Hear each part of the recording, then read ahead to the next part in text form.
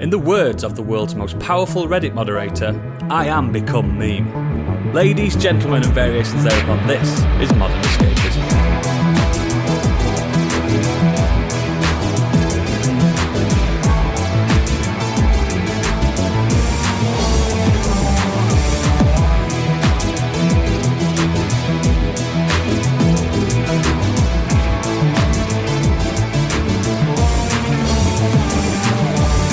Hello and welcome to the show. My name is Oodles, Hosty McHostface. Joining me today, fresh from his tour in the Ukraine, the universal soldier himself, is Biggie. Hello. Also, I'm just laughing at myself there. Also, the world's best healthcare plan. One dose of her per week will cure any illness. It's Candy. It has been proven. Hello. Hello. Also, like a sponge, this man absorbs anything in his path. Liquid, solid, gas, crisps. He's not bothered. It's Stig. I'm not this crisp eating fiend that you seem to think I am. I've seen it. I've seen And it. finally, You eat more crisps than me. Fuck off. Ooh, salt and vinegar. And finally, 5 DUIs, 6 cases of racketeering, fraud, arson, and indecent exposure. It's fucking Gadget. They ain't got me on the real stuff yet. Those are fine. How is everyone? Yeah, Was been it? a good week. Been an eventful week. I'm alright. You still poorly? Yeah. What you got? Cold's done around the house. It's just a virus cold thing going around the house. I had it first and then it's come back to me again. So It's called being a pussy. I agree. Pussy-o. at my age, you have to be careful. It's a killer. And what age is that? You know what age I am. 39? Godly. Take it. I'm stressed. Why are you stressed, Oodles? I'm in a new house. Hey, he's finally moved.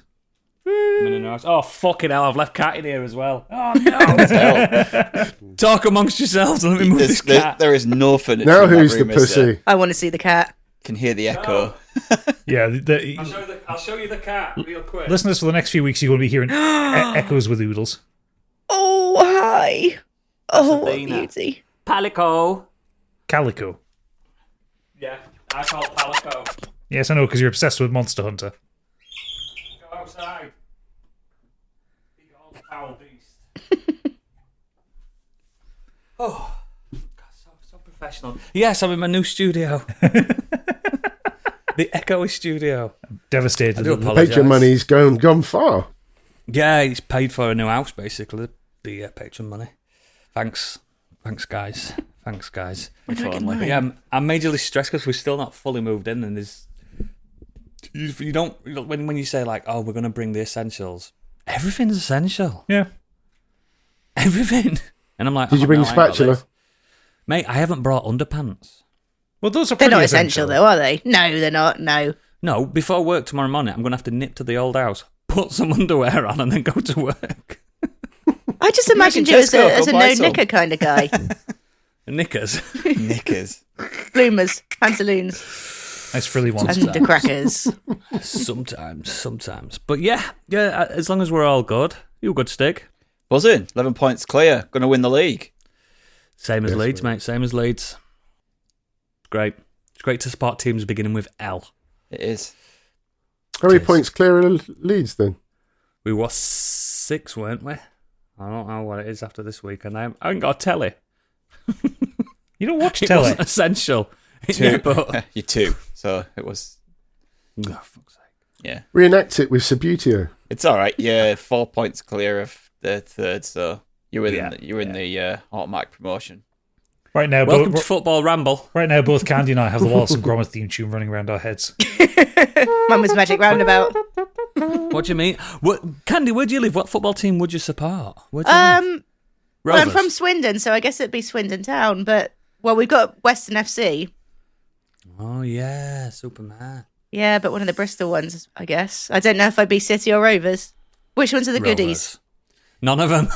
I don't know, actually. I don't know which one the better ones. I think Rovers, maybe? Rovers, I think. I'd like to. We don't go that far down. It's not a Yeah. massive football following in Western, really. It's more rugby. More rugger, lads, rugger. Ruggers. Yeah. Which is weird because it's such a northern sport. Yeah. No, loves a bit of ruggers around here. Is Western the secret north of the south? I think it might be. Yeah, it's kind of Birmingham by the sea, and they're northerners. Do you have gravy on chips? No, Anything on chips? but we have. like I them. don't know if we get scrumps. Can you get scrumps up there? Fucking hell, scrump. The fuck's a scrump? It's like the people know what You need scrumps a are. You can doctor. get bags of like the ends of chips. You know, the fried Scraps. batter bits, but without chip in it. Scrumps. It's called scraps. The batter. Scrumps. Yeah, scrumps. It's called So scrumps. Scraps. oh, it's the scraps, the batter It's scraps. called batter. Yeah, but they're called but they're called scrumps. They're called Back- scraps. No, they're Bag not. of scrumps. I think only you call them scrumps. I'm pretty sure they're scrumps. Speaking of scrumps, it's time for Biggie's breaking news. You may already know, but he doesn't, because it's time for Biggie's Breaking News. Okay, over to the world of gaming. Netflix culls staff at Oxenfree developer Night School Studio. According to game developer, an unspecified number of workers were told their services were no longer required last month, which came as a shock to the indie games company. Netflix so far has declined to comment on the report. Best known for its Oxenfree games, Night School Studio was bought by Netflix in 2021 as part of the streaming giant's ongoing plans to expand into interactive entertainment, which apparently aren't going very well. In October 24, Netflix closed a major internal game studio led by Halo creative head Joseph Staten, and seemingly scrapped its big budget game before it was ever announced. I fucking love Oxenfree so much. First one. Yeah, it was Don't have any- totally you guys never a have played it. bad idea for Netflix to buy game developers, was it? Nope. Oh, it's just more shit news.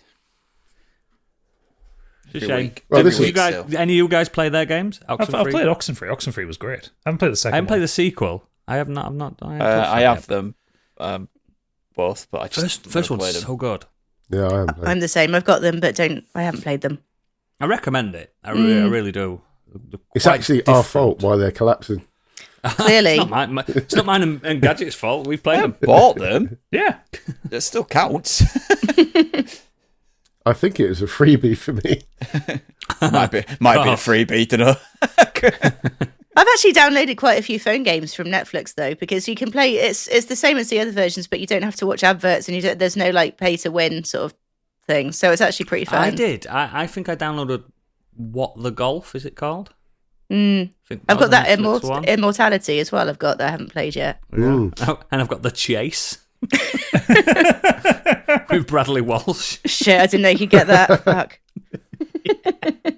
I just beat the Dark Destroyer yesterday. But yeah, Is that a it's a euphemism shame. or just No, it's not a euphemism. Not at all. Next. just checking? Well, sadly, some more bad news. Yakuza creators' next game will be sent to die as NetEase implodes. Apparently, expensive reports from both Bloomberg and GameFile have revealed that billionaire CEO Ding Lei is on a massive money-saving spree, and its overseas teams will be taking the fall. We've already seen evidence of this following the redundancies around hit game Marvel Rivals, Sports Studio in Seattle, and according to the articles, Nagoshi's game has not been cancelled, but he will receive enough funding to finish the project. However, there'll be no extensions, and the release won't receive any marketing at all.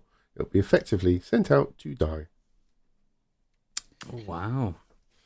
And other studios that could be affected include Suda51's legendary outfit Grasshopper Manufacture, which it acquired in 2022, and it's already shuttered Visions of Mana studio Alka late last year. God, NetEase Give us really a- are turning out to be a load of shits at the minute, aren't they? Yeah. Visions of Mana was so fucking good as well. Came out. Well, it didn't come out of nowhere. We knew it would come in, but fuck, it was good. Have you got any good news? Yeah. Any good news in there? Have a rummage around your sack. Days Gone Remastered, announced for PC and Way. PS5. That's good Yes. news. The versions will launch simultaneously on the 25th of April. Sony announced during its last State of Play broadcast. Although, sadly, like me, if you owned Days Gone on PS4 already on PC, you'll have the option. Oh, sorry, you have the option to upgrade it to the new version for That's $10 not sadly. UK price to be announced. thing. But what I am is one of the millions who redeemed Days Gone as part of your PlayStation Plus subscription. Idiot. And back in April 2021, you won't be eligible for a cheap Good. $10 upgrade to the new Good. PS5 version of the game, which sucks, to be honest. It Because if doesn't. you're a paid subscriber to PlayStation and then they offer the game to you, why can you not upgrade and spend an additional $10? What Why are they moron trying to pays for force you PS Plus? to spend $50 on the game when it comes out? That's outrageous. I bought the game for 15 quid. Yeah, go see X. Get it for 15 quid. That's what I bought it for. Yeah. 15 quid. I've got a It disc is copy. just a bit fucking lazy though now, innit? It's like every time Sony does something, oh, we're just going to remaster that. These games only came out a few years ago. Days Yeah, but Gone, I'd still like to play one in higher frame rate. but Days Gone had the higher frame rate patch. It ran at 60 frames on PS5. All right, then. I want more trophies. There you go. That's what you want, really, don't you? You I want to platinum it again. I've nearly played this a few times, but then I kept hearing there was going to be a remastered, so I was going to wait, and now there you go. it's forcing me to pay for But it. you have to pay for it 50 Well, quid. not forcing me. It's not got a gun to my head, I suppose. No, Oodles will, though, because he wants more people to play it. It's just, It's such a good game. yeah, I know, but God's sake, just do something new. Yeah, I agree with Stig though. I could have absolutely gone on with my life not having this remaster. I'm glad it's coming because I'm going to play it for a tenner. But I'd rather them put effort into something else. Like Days Gone 2. Yes, Yeah. because it did end on a cliffhanger. It did. So Not Oh, necessarily spoiler. one Do you that know what I it, not necessarily one that I thought that it earned. But hey ho. it certainly didn't. Certainly didn't. But yeah, so we'll see what happens. Next. Lego Nintendo Game Boy price and release dates have been leaked. It will reportedly arrive on the 1st of October and will cost you $60, around £48. Banging. Legos. Oh, go on. No, I'm saying banging. That's It's a good price. yeah, banging price considering the Nintendo set, the NES set that I've got was something like 250 quid. I was going to say I would have guessed around 100. So yeah, pretty Mate, good. the Sega Saturn and the Sony PlayStation Gunpla sets I got are the dearest ones I own. Anything when it's branded like that costs the most. And literally, it's models of the consoles that are built. I would just recommend getting it from AliExpress or Temu now. I got that Howl's Moving Castle. Like, Yeah. imagine if that was Lego. Oh yeah, it cost a fortune. Yeah, it was like 60 quid. I bought a Hollow Knight and like Silk Song Hornet. Hornet set. £8.50. So what Stig's saying, listeners, is get the dodgy stuff, Get the watch dodgy dodgy stuff. streams for films. Didn't don't say watch support dodgy streams anyone. for films. I said get the dodgy. Just get the. It's somebody's made. I mean, it's cheap labour in it, but somebody's made the time to put together that set and how to make it, and it's just normal Lego. It's just normal Lego. Them Gadget, kids I've have got done confessions really well to at make. building them. I Yeah. actually got you. I got you something from Team U, and it's a D&D one, and it's All right. it's meant to be a mimic, and it came through, and it was so obviously a bootleg one. I didn't have the heart to give it to you. It's sitting there on my shelf up there that you can't quite see. I'll show you in a minute. Yeah, Let send me us a want to picture. get up. Yeah, you've got to be careful with the ones you buy. Like the worst thing about this I'm one. still waiting for my Secret Santa. Yeah, the worst thing that Mine too. the worst thing that's happened with this Hollow Knight one is that none of it's correct. It says the bags are all numbered 1, and all of the stuff is mixed together. And I'm like, so I opened the bag and I was like, hang on, I haven't got all these parts. And I looked in another bag, they're in here, but some of the parts are in here. I was like, fuck it. I paused them all. That's similar to Gadget's week with his new Oh, armored car yeah. model. Yeah, more on that Poured them later. all into one bowl, and I'm like, right, I'll just He do didn't this. have the instructions. Yeah. Oh, you guys, weird dodgy shit. Next. That's the I first, was about a film first one I've ever TV. bought, actually, just before we move on. That's actually Last the first one I've ever bought from that kind of site. Go on. So we were over to the BAFTAs. There's a massive list. Of Yeah, don't do it. Don't winners go and through losers. everything. I'm not going to go through that. Anybody want to pick out anything that they're Google interested it. Yeah, that one that the Brutalist won some stuff. Conclave won a few in? things. Conclave got 4. I'm going to have to look up the winners now. Amelia Perez got hardly anything. Good. Doesn't deserve it. It was just, I think for the main ones, I think it was just Zoe. Zoe Saldana getting supporting actress. Supporting actress, yeah. Still, fucking hell. Every time that clip of that El Mano song comes on my Instagram or something, I'm like, this beat it got Wicked. filmed This not in beat English Wicked language, at the or Mexican, Golden apparently. Globes to Best Musical. I'm like, fuck off. I like that Kieran Culkin's carried on winning supporting actor. He got that one for A Real Pain.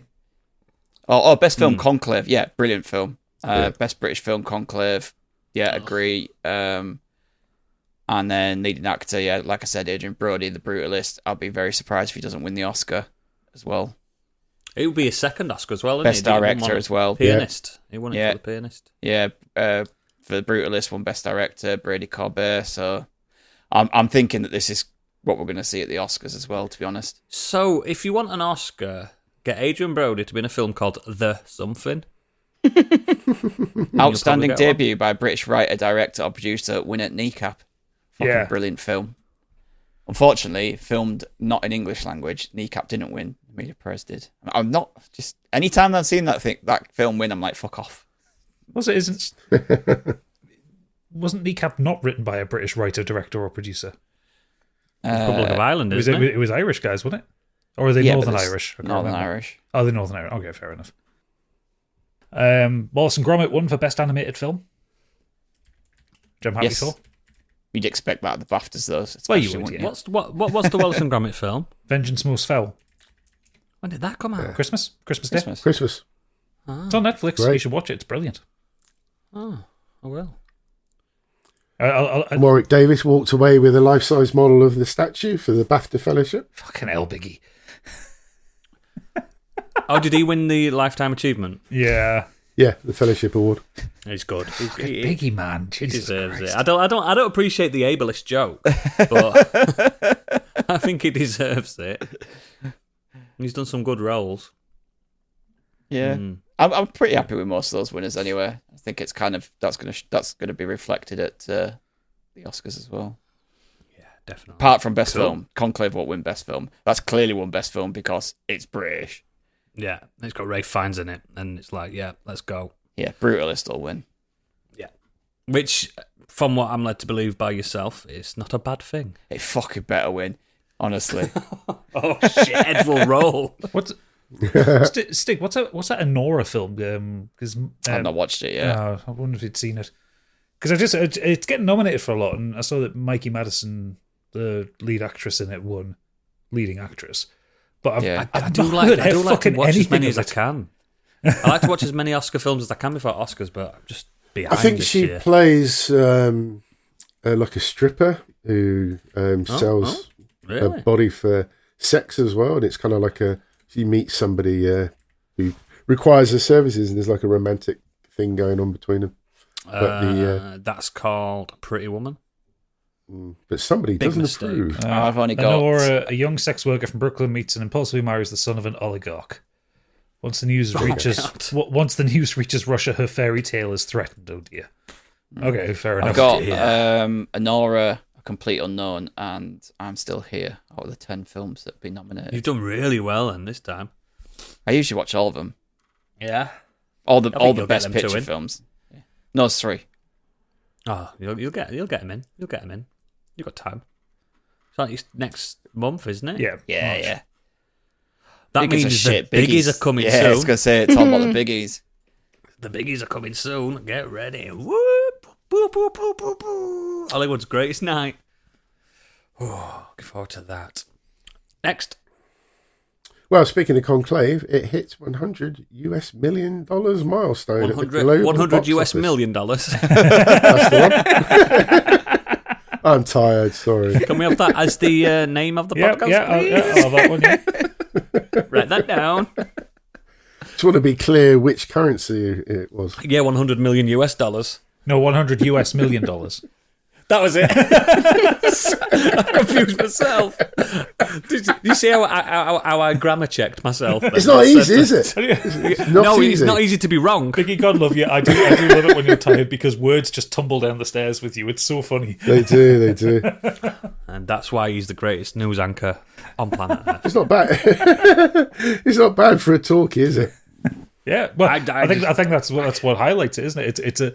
It's a talkie in a very niche subject because it's around fucking putting a new poop in place, which seems to be relevant at the minute. They need one. Considering the poops in hospital. Yeah, he's away with fairies soon, isn't he?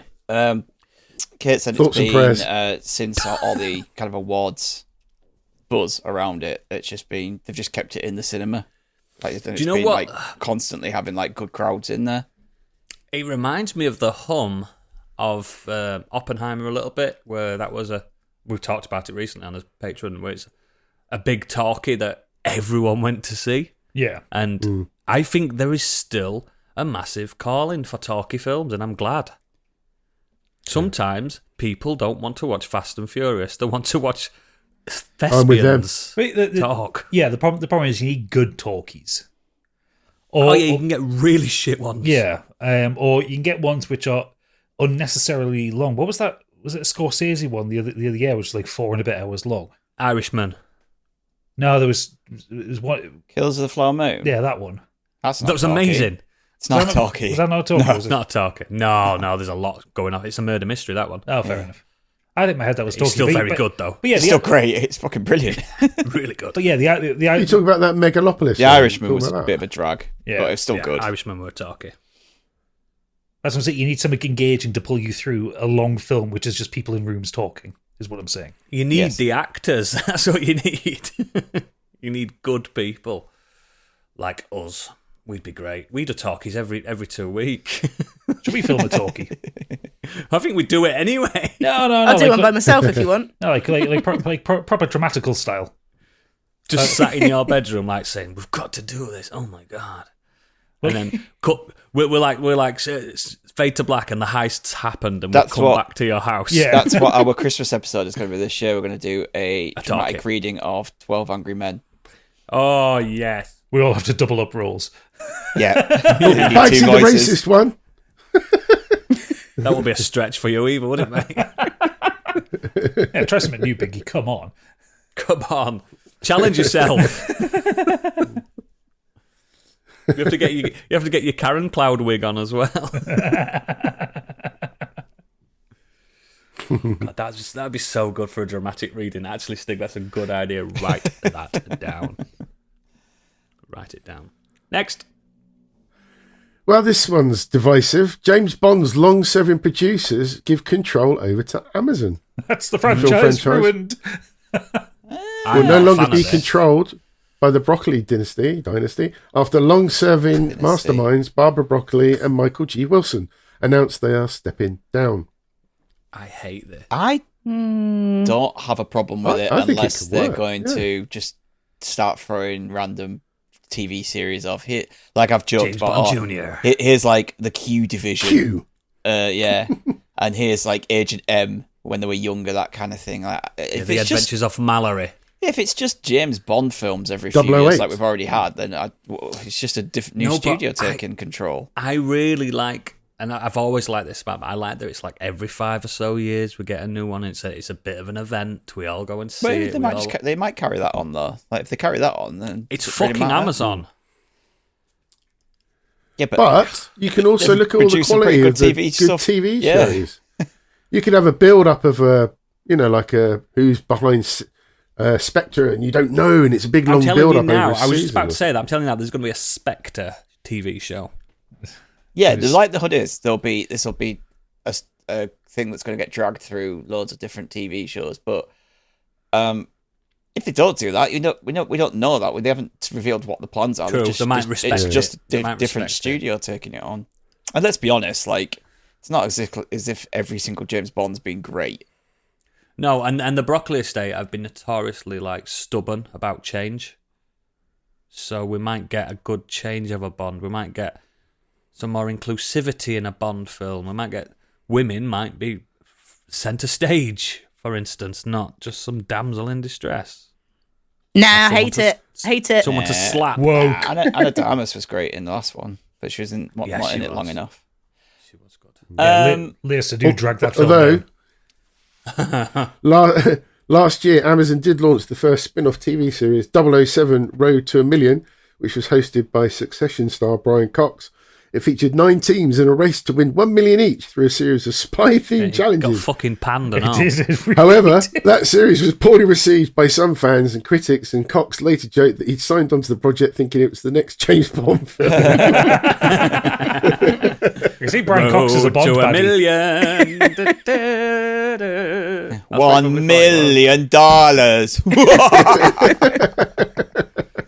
Oh dear me! I've been really enjoying Brian Cox's press junkets lately. He's so fucking good. He hates everyone. Oh, he does. But that's not new. He's always hated everyone. I love him for it. He's like, no, I just hate everyone equally. Go back like fucking nearly 20 years. He was one of the first stars in a reasonably priced car on Top Gear, and he fucking rinsed Jeremy Clarkson. Absolutely ripped the piss out of He him. just fucking hates everyone, and I love him for it. We need to get him on the podcast. We could probably convince him that this is an award-winning, massive podcast. He'll fucking hate us. I don't want Brian Cox to tell me to fuck off. Yeah, I'll do. I love him to tell me to fuck off. Yeah, I would. One thing though is one of my ideas for the James Bond TV show is that Q Division, but it's like The Office. So imagine the show The Office, but in the We say this about every in the, IP. yeah, Let's but in just the have an inventions Office department style. of James Bond. Go on. What where there's 2 guys and one's like putting his laser pen in some jelly. Yeah. Occasionally they'll go to the garage and see like a wrecked Aston Martin there. Says, I see 007's back. Yeah. But you never see him. No, we never see him. We just see like the gadgets he's destroyed. No. I suppose James Bond could be like Finchy in the UK office, where he just comes every so often. He just comes in. No, the joke is when Being pulled in by HR for sexual harassment of all the female staff. the joke is when you think you're going to see James Bond, every time the camera manages to get to him, you just see him walking out of the room. You see the back of his head as the just door a shuts. tuxedo. You never actually see James Bond. Oh yeah, that. Do you know what? Good luck to Amazon. Do you know what? It's sold. I'm sold. I'm in. We need to get Thingy who directed, who did that, and Parks and Recs. What's Greg his name? Daniels. Greg Daniels. If he's on board, I'm on board. Fucking 100%. Whew. Next. Well, I have an important announcement to make. If you haven't listened to our recent Patreon episode regarding the Christopher Nolan movies, stop listening to this podcast now, go and listen to that, and then come back, because this is quite an important point. We got it wrong. You don't know anything about that because it was carefully edited out, Oh, was it? which I said I would do after the news We got broke. it so wrong. After we talked about it, and then about an hour later, Oodles posted a picture going, "Oh, we got this wrong." We're going to have to give some context now, because we were talking about his new You can cut this out as well Odyssey. if you want. Talking about Odyssey, Oh, that's where basically, as everyone knows, Homer's Odyssey, the sequel to the Iliad, ancient Greek mythology, and we were like, "Oh, it's an all white cast, so it's probably set in modern day." No, no, it's not. It's set in ancient Greece. It's Tom Holland as the Greek legend. He's himself. drawing this up, isn't he? It's Everyone's gonna okay to have be a tan. wrong. I'm wrong all This is the Troy, time. Kingdom of Heaven, Last Yeah. Samurai. He's done it all. Gods of Egypt. Yeah. Let's fucking go. I mean, Fuck it. I'm looking forward to listening to Odysseus by Matt Damon with a Boston accent. I'm Odysseus. Hey, you fucking mook. I do like them apples. How do you like them apples? That's fucking good. Oh, fuck me. It's going to be so fun. They're all going to be tanned and they're all going to have bleach blonde hair. What voice is Robert Pattinson going to do? Is he going to do like bring out what he did with The Boy and the Heron? Or that weird New York accent he's got in Mickey 17? He's going to have From the Lighthouse, the North Atlantic. I can't remember what his actual normal voice is because every film. Posh as It's fuck Cedric British. Diggory, isn't it? Posh as fuck Cedric British. Diggory. Yeah, I know it is, but it's just Hey, that every Potter. film he's in, it's something different. Yeah. His Mickey 17 one's just insane.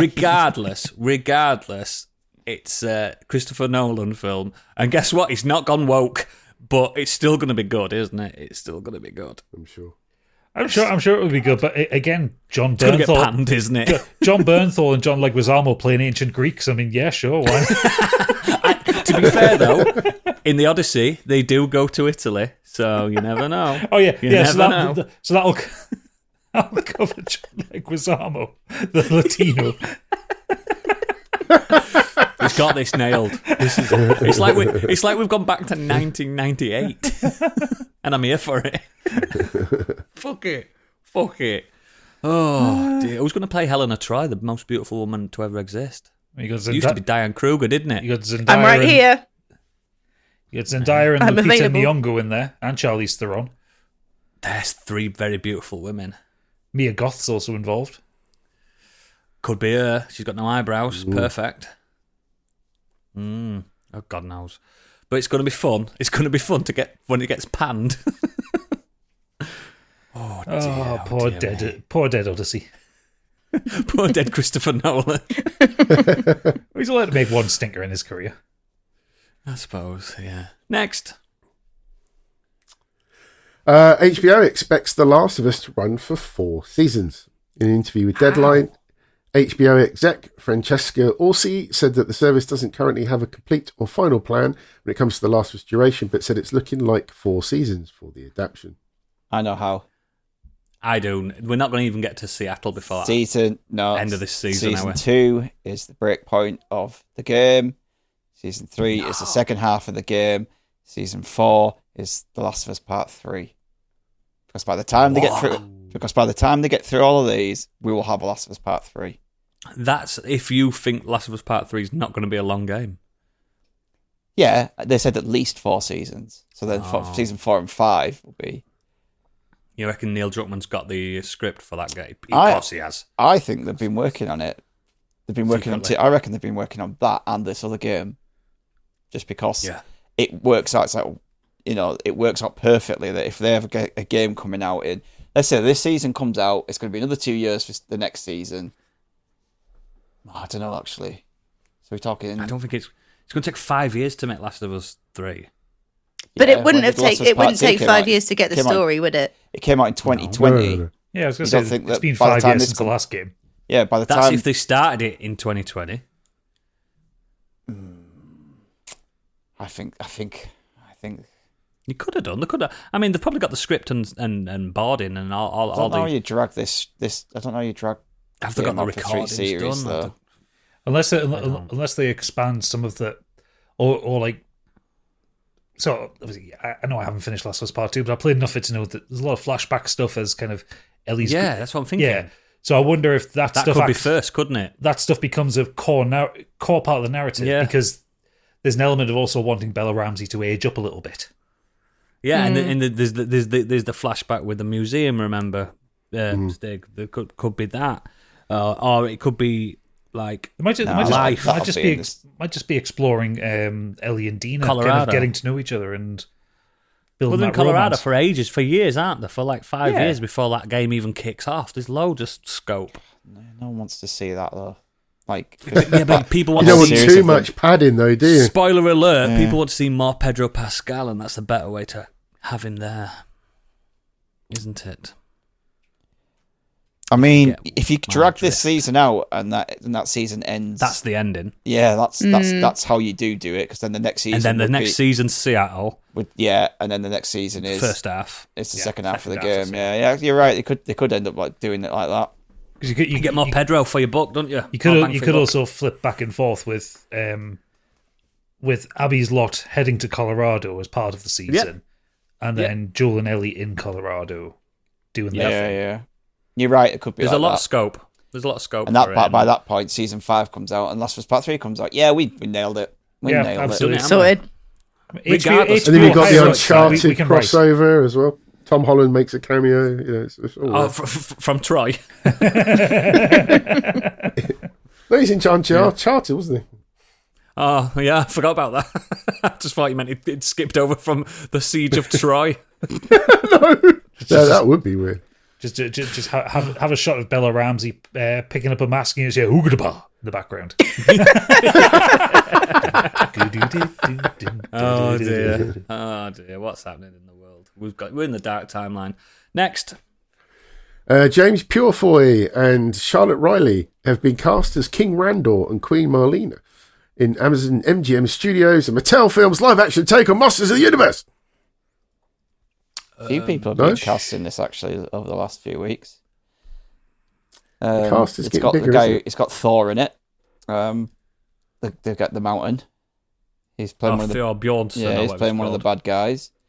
The guy who's actually playing Prince Adam / He-Man, he has bulked up. Yeah, He's looking very wide. Yeah. Are they going to make him look trim as Adam? Nope.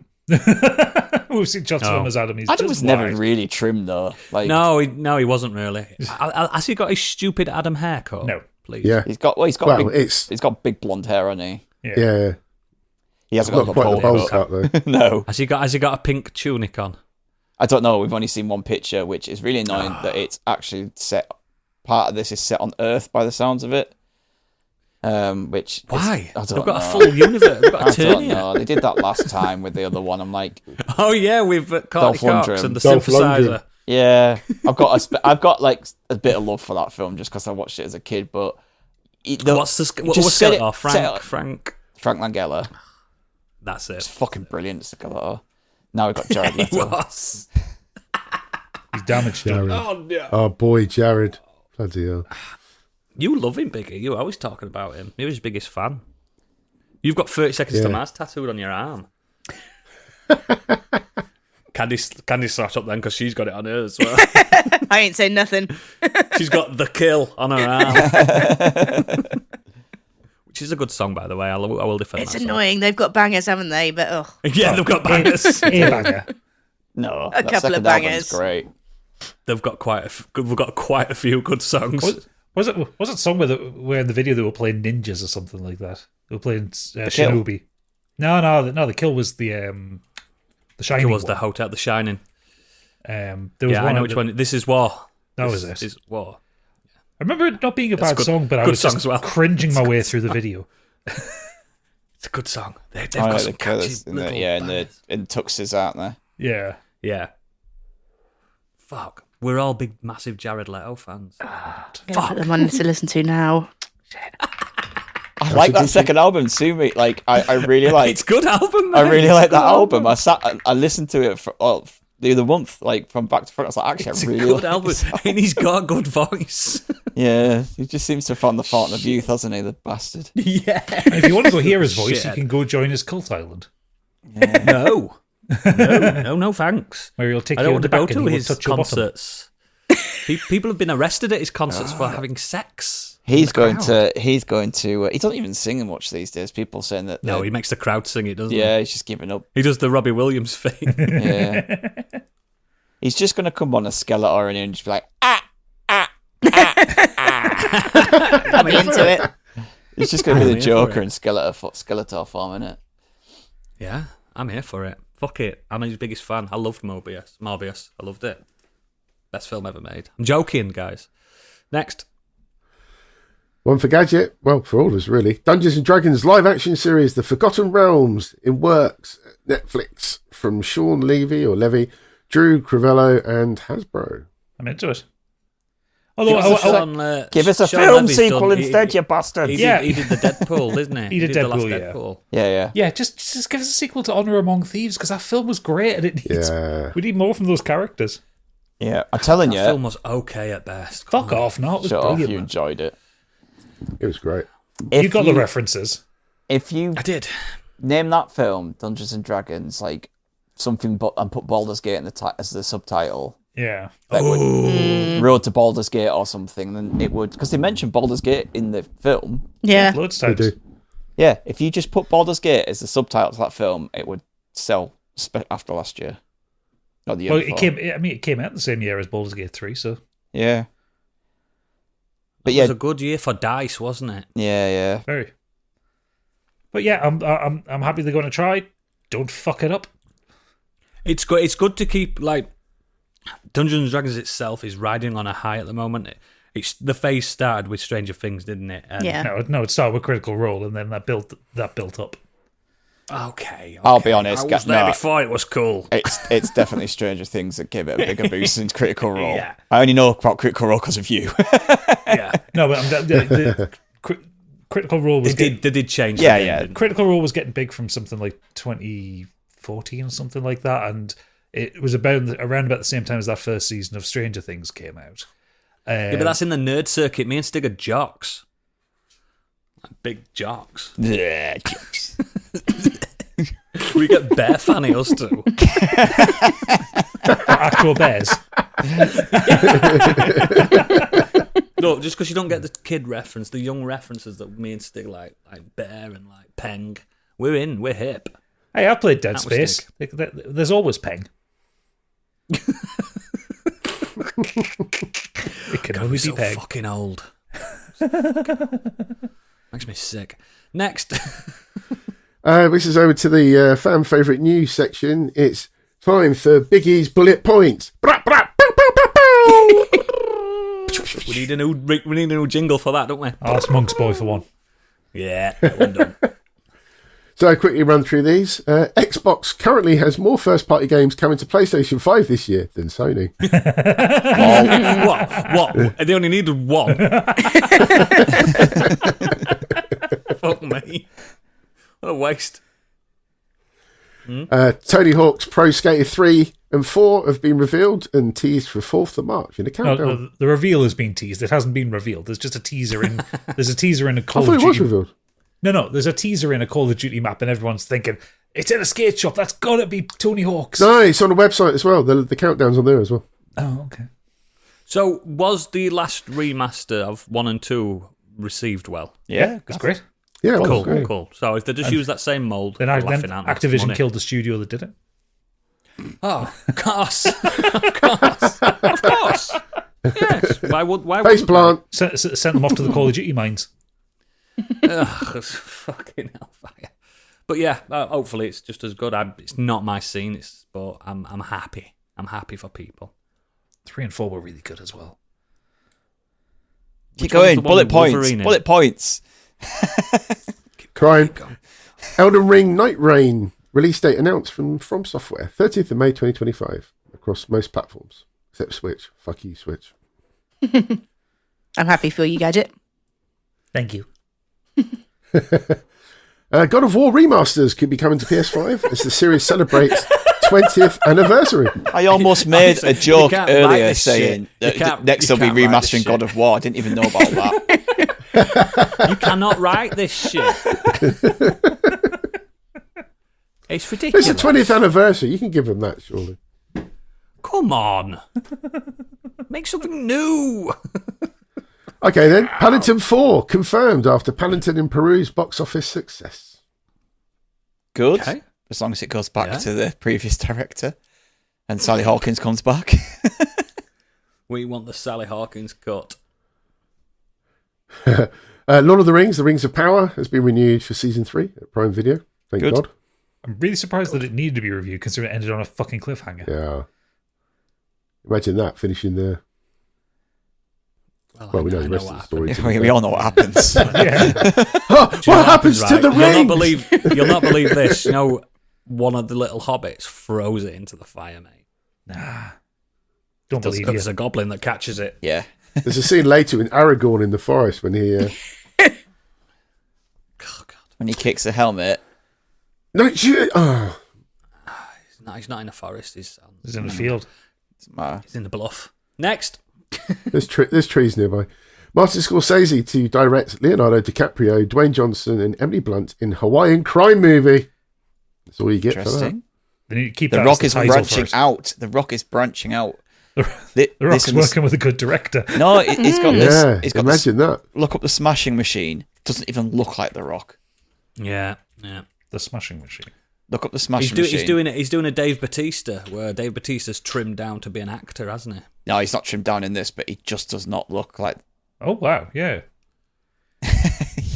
Doesn't look like him, does it? No. He's a lot of makeup. Is he more Hair. Dwayne Dibley now? No. He looks more like young Dwayne Got my Johnson. corn plasters, my flask. Like he's not as like inflated muscular, if that makes sense. Look, I'll put What's it in the called? chat punching there. machine. I'm not touching it because I'll knock my mic over. But yeah, anyway. Oh, yeah. Oh, wow. Oh, yeah. He looks like the real guy. Like, Yeah, he does. Yeah, he looks does. a lot like him. anyway. It looks good. Finally, Street Fighter film gets new director. Still set for 2026. Yeah, I'm sure. Can't wait. Kitao Sakurai. Can't fucking wait. Sorry, I'm yawning because that news is boring. I have one You bullet like the point next to one add. then? I Oh, thought go it on. was the last one. I've just noticed it. It's brand new news from today. Brand new news. Brand new news. Marvel and DC have announced another historic crossover that will release later this year. Yes. Been waiting Both of them 15 years for this. Both of them will do comic. Marvel will do a Marvel/DC, and DC will do a DC/Marvel. Yes, this is what we need. Last time this happened, everything kicked off. Oh, this is great. It's always good when they do this. It's one step closer to them doing it in films as well, because James Gunn. Yeah. James Gunn is that branching. He's the linchpin now, isn't yeah, he? he's Yeah, he that could do it. the one that could pull this together. He's got sway. Obviously, he's got sway at DC, but he'll still have some pull at Disney. I need to see the fucking Hulk Superman. I need to see it in live action. I need to see that was the best fucking comic ever. So fucking good. Two immortals just fighting constantly. No talking. Just punching. It's like So good. it's like those Family Guy skits of Peter and the chicken. It basically is. It basically is. I mean, they both get fired into the sun and they jump out. I always say Batman have to handle Deadpool Ooh, yeah. because Batman would hate Deadpool with him. He'd hate him. Worse than Wolverine Hate hates him. him. Oh, yeah, he would hate him. That'd be bad. Oh, bring it on. Bring it. I love the crossover books. It's so good. They'll make a big omnibus as well. If you can't catch up with the weekly comics, guys, just wait till December and you'll just get them all in one big book. So it's worth doing. Cool. Is that the bullet points? It is. Over to Weird World Web very quickly. A stripy faced fish has been named after the warrior princess San. A deep water fish, Lena. new to science, has been named after San, the warrior princess from Studio Ghibli's landmark animated film Princess Mononoke. Is that how you pronounce it? Yes. Due to striking facial markings. The new species, Branchiostegus sanae, was identified by Chinese researchers after they noticed its unique cheek stripes. San, a princess raised by wolves, was the war-painted protagonist of the said animated film. Yep. Yeah, Cool. I just like that. No, it's awesome. I like. Do you know they're discovering a lot of things like in the last 5 or so years, like new creatures and new plants and stuff, and they're all getting like cool names now because the people discovering them were gamers or like nerds. Yeah, Yeah. it's great. It's so cool. You have They discovered that new lily and they named it the White Wolf from Witcher, which is that's just cool. brilliant. It's so brilliant. Love it. you did miss, just before we quickly move on, you missed this news about Oodles' favourite band. My favourite band. Imagine Dragons one's that? Starfield theme to be broadcast from Are they the dead? moon. Oh, Children of the To be Sky. broadcast from the moon. From the moon. Yeah. First song to be broadcast from the moon. Yeah. Oh, that's cool. what do you mean? No one's there. What's point? It's been broadcast You don't back to know. Earth from the moon. Yep. What's point? No idea. If there's a load of aliens on the dark side of the moon and they hear that song, they're all going to clear out, aren't they? War. It's a declaration of war. Remember Mars Attacks when they throw that dove up and Yeah. to them it was a Maybe declaration of Bethesda war. just had some like money left in the budget, and like we need to spend this, otherwise we'll lose it. So they've just gone. I know. Let's do a Get the rights to an project. Imagine Dragons song. Oh, so not our moon, actual the game moon. No, from our moon. From the said actual Bethesda. bit of rock Yes, in the because they sky. made the game. I'm confused. Say it. So NASA Is this- NASA sending a thing up to the moon. That is going to Yes. broadcast the Imagine Dragons song that was used in Starfield back to Earth just because Does they an can. Imagine? I never noticed the Imagine Dragons song in Starfield. Yeah, Yes, there Children of is. the Sky or Children of the Stars or whatever it's called. Oh, for fuck. It's dreadful. Probably skipped it. Oh, for fuck's... So they're bouncing it off the moon, bouncing back to us. No. Do we have a choice in this? Is this a U2 iPhone fucking bollock shit again? They're not bouncing it from the moon, they're sending it from the moon. Whatever little device is up there is going to broadcast it back. Yeah. A Zoom. I'm not having it. I don't consent. A Zoom on the moon. Do I have any choice? No, you do not. You must sit and listen to your spacebound Imagine Dragons. I don't want it. This is a war crime. You never know, because it's coming from the moon. It might heal all of humanity. No, it won't. It'll make the far right stronger. That's how I see it. This is bad news for everyone involved. I hate this. Why did you bring this up, Stick? For this reaction. That's why I left it out, mate.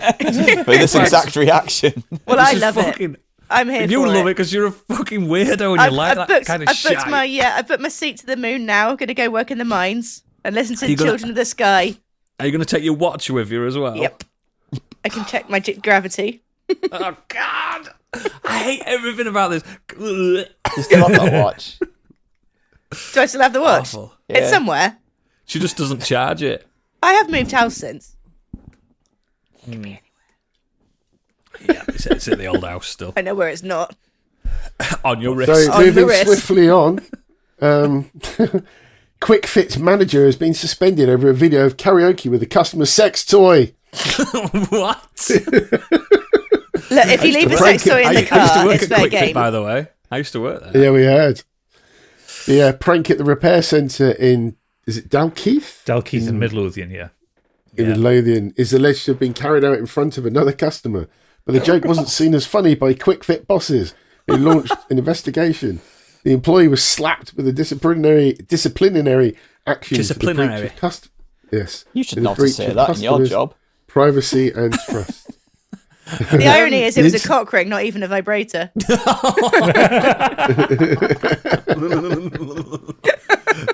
The thing is, right, that the stupid little acts like that might seem funny. It's like I worked with a lad that at Tesco years ago, before I was in charge, when I was naughty, and he behind the customer's back, when the customer bent out, he were mimicking like thrusting on the customer. And the eyes in the sky picked him up about 2 weeks later. They got him in office and sacked him. I mean, Shit. yeah. Yeah. But he took so long, he forgot he'd done it. He went, what? And then I got dragged in because I were next to him like, yep, he did it. Fuck him, mate. Fuck him. He were a work, mate, not fucking real, mate. Yeah, he did it. I fucking saw him. Scruff. Horrible. But yeah, those kind of fucking acts, mate, when management catch that shit, you're fucked. I do love, before we finish, the quote from the whistleblower, because it's a proper it's a proper one of those compensation face kind of quotes. You know, you see those people on fucking Facebook like holding up their bill, like Ron. Yeah, the porno Ron. Yeah. But the whistleblower said, how can you trust QuickFit when they are grabbing your personal items out of your car instead of putting you back on the road safely? They're supposed to be the ones to trust as well. You can't get quicker than a quick fitter. No, that's nothing about trust. That's about speed. We're the ones to trust. Boom. That was the end of the song. It was. Trust me. Yeah, Yeah, trust it me. I was. work there. I heard it all the time. I don't trust you. I didn't do anything with the cars. I worked on reception, mate. I don't know anything about cars. I said, don't do anything to my car. Fucking hell. No, Didn't you masturbate into a I sink? set things up and took the payments. I didn't touch a car, mate. Not once. I was like the sexy secretary. You wanked in the sink. Yeah, that was that one. Okay. I got caught by Rent-A-Kill, not a fucking customer. That was different. Did I admit that on this podcast? Have we just outed me? Yes, you admitted it on this podcast. It was under Guilty Pleasures.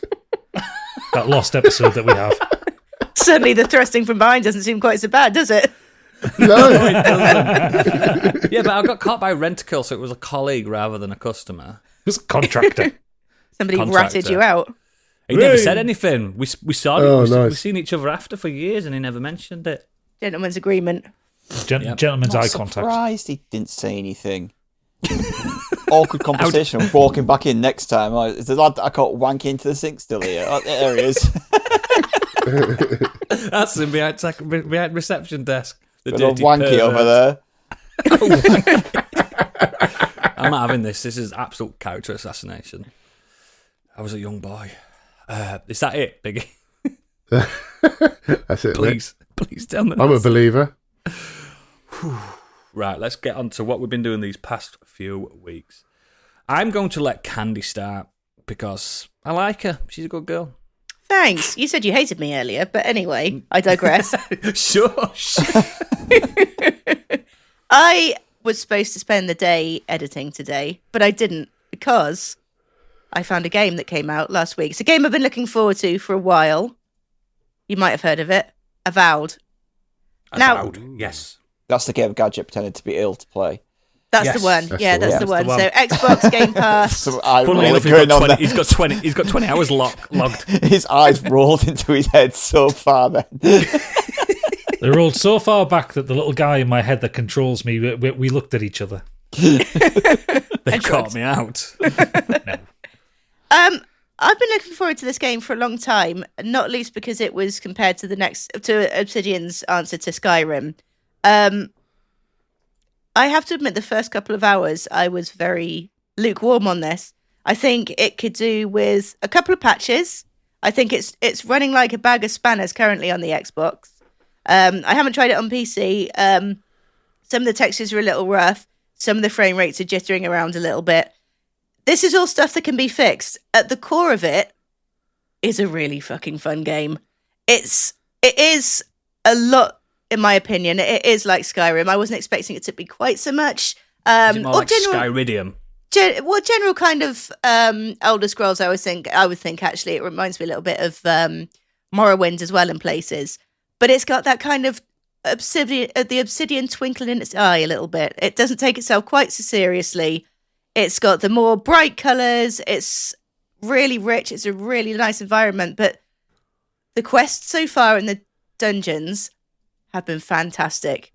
I would go as far as to say the dungeons, of which I've done 2 so far, better than Skyrim. There's no, from what I can tell, there's no procedural generation, nothing like that. The NPCs are all great. They've got great dialogue.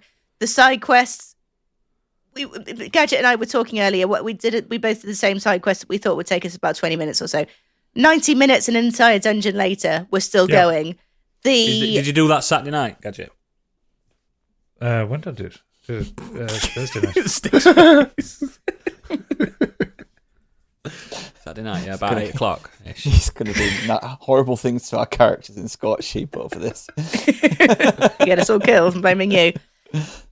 Yeah, at the core of it, there is a really good, really fun game. I admit I don't know how long it actually is. It's very supposed to be about 50 hours, isn't it?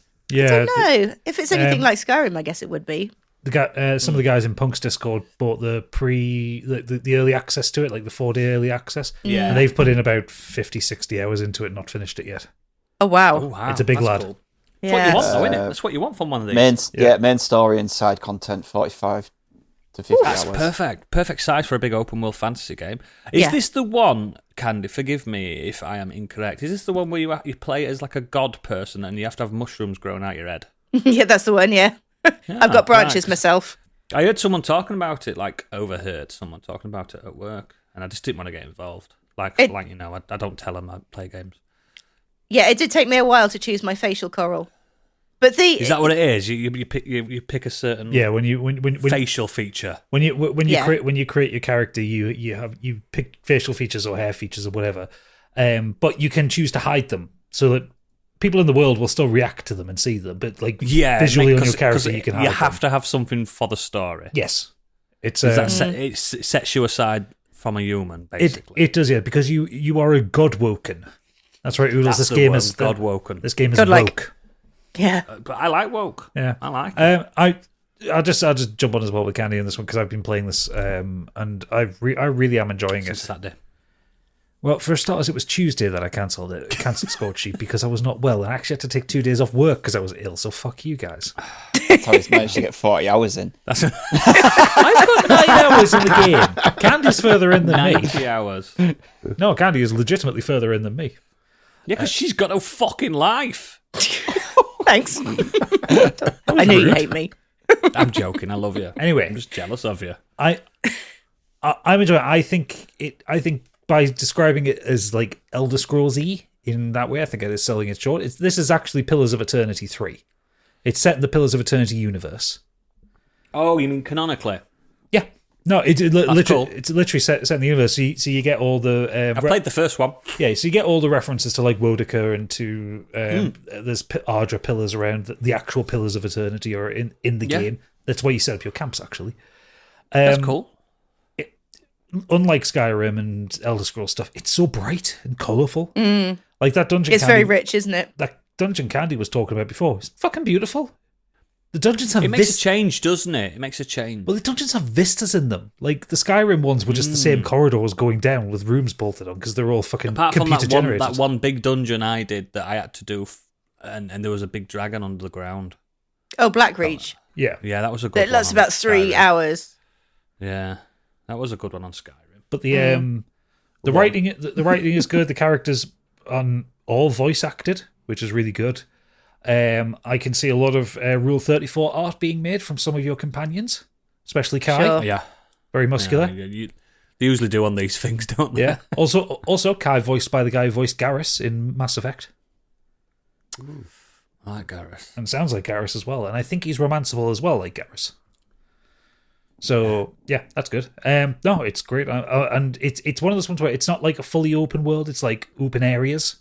So which I personally like. I there's do like that loading format. between areas. Well, but what I mean is like, so like where you start the game around a city called Paradise, you've got like quite a large area you can explore with dungeons, hidden stuff, all that kind of thing, and then you complete more areas, and then you complete the story in there, and then you move on to the Eternal Stair, and that's a different area.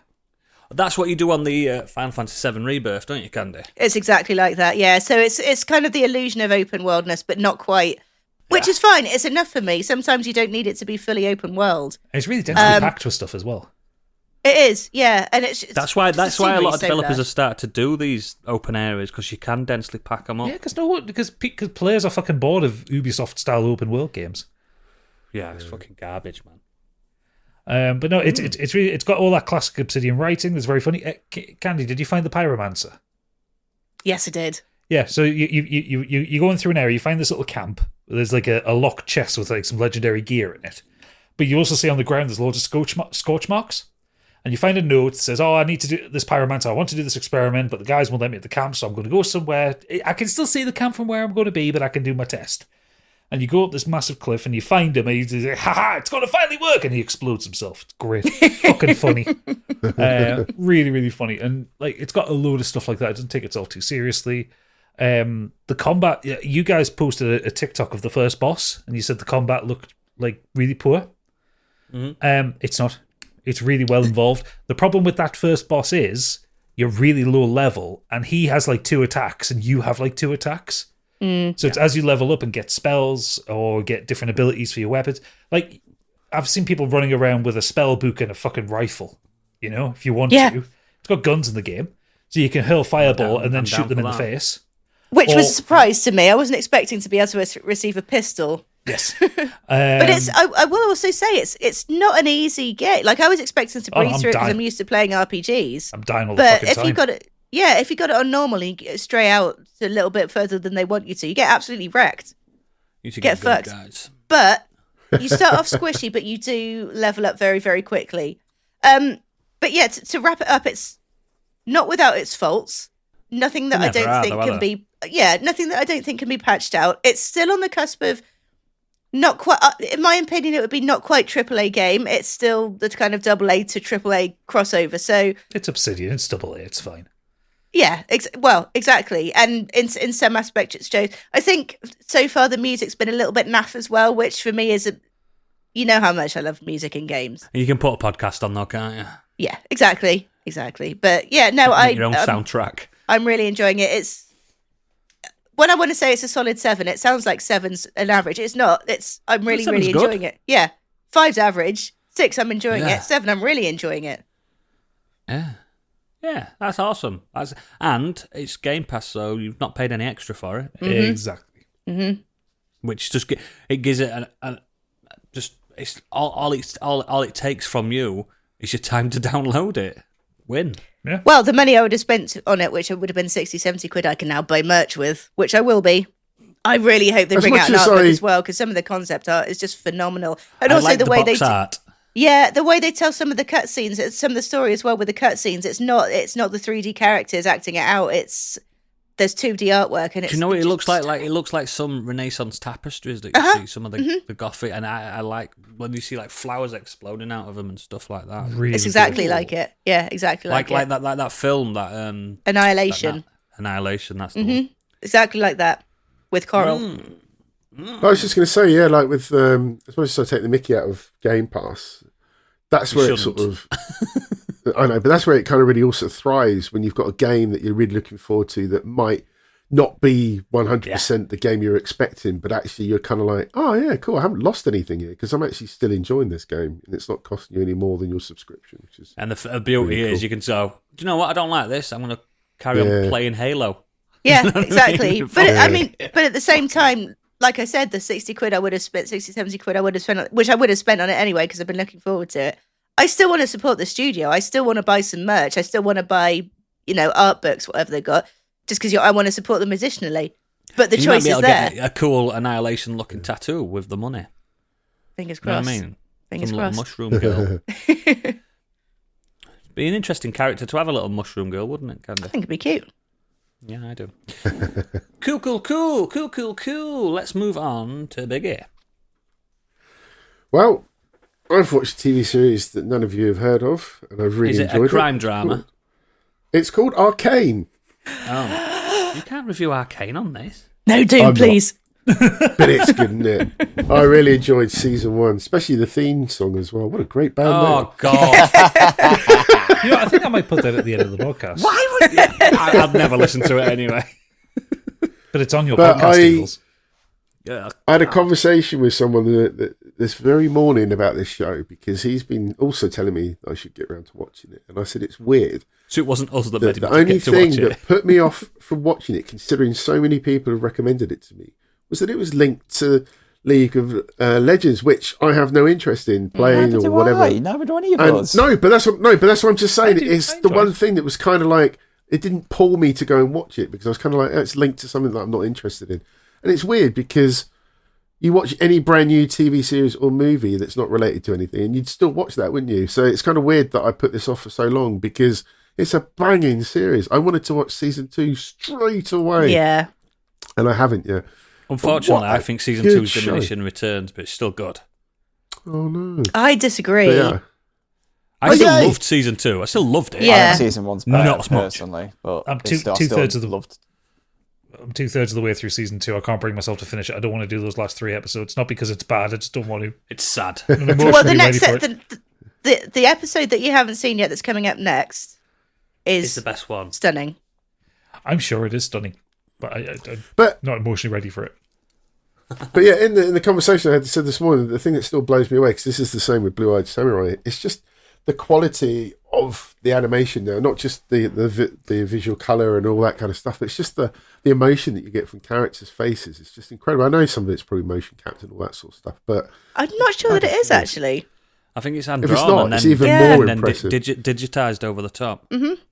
It's so good. See, yeah, I was mega impressed with that. It's the So French that apologies animate it, isn't for it? not Yeah. watching. Yeah, 4T Yes. Studios. Oh, the French. Oh, But yeah, loving it. Really, really good. So very impressed with that. Same with Invincible season 3. I've been catching up with that when I was ill.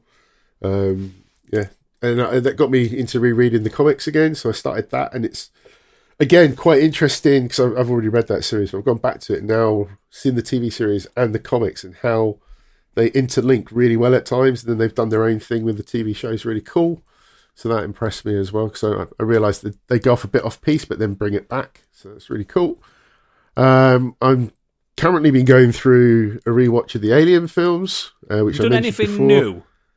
Yes, but I'm just quickly telling you what I've been doing because you fucking asked me. Yeah, Okay. but I've done so far Prometheus, Alien Covenant, Alien Romulus, and Aliens. In that order? I totally agree with Candy on my second rewatch of Romulus. That Rook's not a great animation when you watch it again. I take back my previous comment. It's a bit ropey. Even this updated version on Disney is it's not updated It on looks- Disney. It's not updated on Disney. on the no, Blu-ray. It's the same I thought it one. was. No. No, It's the same I one. thought they It's said it fucking was for the shite. streaming. No, it's updated for the physical Blu-ray. release. Oh, okay, fair enough. I think the Well, man who maybe read the I'll news have story to- about it would know that, wouldn't you? But Oh, fucking hell. Ooh. Bitchy tonight. But I'd have to play something brand new that none of you have played. It's only recently came out. It is the Stanley Parabel Ultra Deluxe. We've reviewed this. I literally reviewed this on the show. This year. So yeah, that was the other thing that I played. What a cool game that is. I've had a lot of fun with it. Really, really enjoyed it. I What's it actually, about, mate? I've never heard of it. well, I'm joking. you should I'm fucking listen fucking to the show joking. that Stig was on, mate. saw an ending to it the other day that I never came across when I did my playthrough. I thought I got It's everything. so good. There's loads I've never seen. Yeah. It's brilliant. Probably Yeah, I jump don't out know of if a you, window did you and play I was the like, Ultra Deluxe version, or was that the original that you played? No, I got the Ultra Deluxe. Yeah. Ultra Deluxe. It's the one with the So it sequel came out on attached to it. PlayStation Yeah. Plus this month or last month. That's why I played it, because I've never ever played it before. It's really cool. Really enjoyed it. Very funny. Just if you like games, it's just an absolute godsend. You should play it. It really plays with your understanding of games, your expectations, the humour, the narration's brilliant. The extra content's really funny. Yeah, just My cracking, daughter likes playing that. fun You know? game. Oh yeah, it's almost to the point that anyone could really play that. I don't think she's finished it like to what I did. Like I did the sequel and everything, but she plays it. I've seen it. I've gone into a room and she's had it on because there's nothing foul on it. There's nothing rude or anything. It's family friendly. There's some sinister bits, some scary bits. Oh yeah. But I think it's just fun trying to play with your decisions in the game. And Yeah, I've heard her giggling on it. My son won't play it because there's no fucking guns in it. There's a bucket. like right at the beginning, when you Yeah, there is a walk out the bucket. office and walk back in and shut the door behind you, and you're at the very first office room that you start in, and the game ends there as well. It's really cool. Just silly stuff like that. You know that's what inspired Severance, don't you? The show, Really that game, yeah. cool. Mad, Yeah, I'll innit? have to get on to that. I'll have to. Oh yeah, check that out. you'll like it. You'll like it. Cool. I'll go next. Just mocking Biggie there, but I've only done some things that aren't new. Oh, is that all right then? Is it? I've moved house. And I was ill, but it's all right, is it? I finally watched. I moved out and I was ill. I finally watched a film that Stig told me to watch last year that he said was really good. I believe he said it's really good. Love Lies Bleeding. Yes. Fuck me. I was not emotionally ready for this film. I just watched it. I saw it pop up on Amazon and I went, oh, Stig like this. Oh, it's got muscle mummies in it. Yes. I mean, I didn't realise I wouldn't be caring about the muscle mummy aspect of it. I just cared about them as characters. I cared about this whole film. I didn't realise it was a crime film. Like a bit of a wee bit of a caper. Almost Tarantino-esque, dare I say it. It's fucking phenomenal. Absolutely phenomenal. It blew me away. What awards did it win? Did it win quite a few? Not really. Fucking, what a travesty. Like, the girl from Twilight and the one that looks like a wrestler were phenomenal. Absolutely phenomenal. I even loved Ed Harris in it. Ed Harris was really good. No, Oodles really is a details man, isn't he? Yeah. What do you mean? The girl from Twilight You know. and her that looks like a wrestler. Look, when I say the girl from Twilight, you know who I'm talking Katie about. O'Brien. Kate O'Brien. She is something else. I fell in love with her, man. Not just physically, I mean just in general. Like, she's... What else is she in there? She's Not much. She's in Twisters. She's Is she? in Quantum Mania. I don't know as what. Oh, she's in Quantum Mania. She's one of the alien things. She's coming up in quite a few things though. Like she's in the she's going to be in the new Mission Impossible film. She's going to be in the Running Man. Oh, she is the Running Man. She's not done a lot, to be fair. She's really good. She's so emotionally like deep. She's the one with that a character. I put her forward to play Abby Yeah. Oh God, yeah. 100%. before they did the original. Before they did the casting, I said that she has the right fit for her. the thing I mainly got from this film is it's like 80s aesthetic, but it doesn't actually like state that it's the 80s, does it? It's such a weird, like, out of time crime. I can't really discuss it without spoiling it. I reckon that's probably how you discussed it on this podcast as well. You don't want to spoil too much, especially that ending. Yeah, it's got some kind of like fantasy elements to it as well, hasn't it? Like, it has. Yeah, definitely. Yeah, there's a few moments where it's like just it's surreal, not. Yeah, so it's definitely surrealist. Yeah, it's just really fucking special, and that it should be up there with some of the best. You know what I mean? Of that like that crime caper genre, like kind of a little bit Thelma and Louise-esque, but not the road trip side to it. It's just it's really fucking good. The director Rose Glass, she also directed Saint Maud. I don't know if anyone's watched that. That's really good. It's like really, really unnerving, kind of unsettling story. Yeah, I'm gonna. It really floored me actually, Stig. I just didn't want to message you about it because I like to come on here with it, but it absolutely floored me. But the other thing, I watched another film this past few weeks. You guys know about it, and it's just something else I think you discussed as well, Stig. I watched the Robbie Williams Monkey film. I've seen everything. That's a problem. Yeah, it's hard. Better Man, it's called, starring the monkey who plays Robbie Williams. I don't know who the monkey's called. But it's that one that everyone knows because it went viral. Like, oh, there's a Robbie Williams biopic about a monkey, and all the Americans went, "Who?" Yeah, and that was the meme. And I remember Stig saying it cost them like 100 million to make or something along those lines. Yeah. You can tell. Yeah, there's no fucking no wasted coin on this film. It looks incredible from start to finish. You instantly, about 5 minutes in, forget he's a monkey. Because he's a monkey. I'm not joking. It looks like him, doesn't it? Though. Yeah. But there's no like bit where you think, oh, he's going to turn back into Robbie Williams when he's older, isn't he? No. I genuinely did think at the end it turned into him. It would turn into him, and that an evening with Robbie Williams. That moment at the end, I thought that's the bit where he's finally, because the whole point is about being a.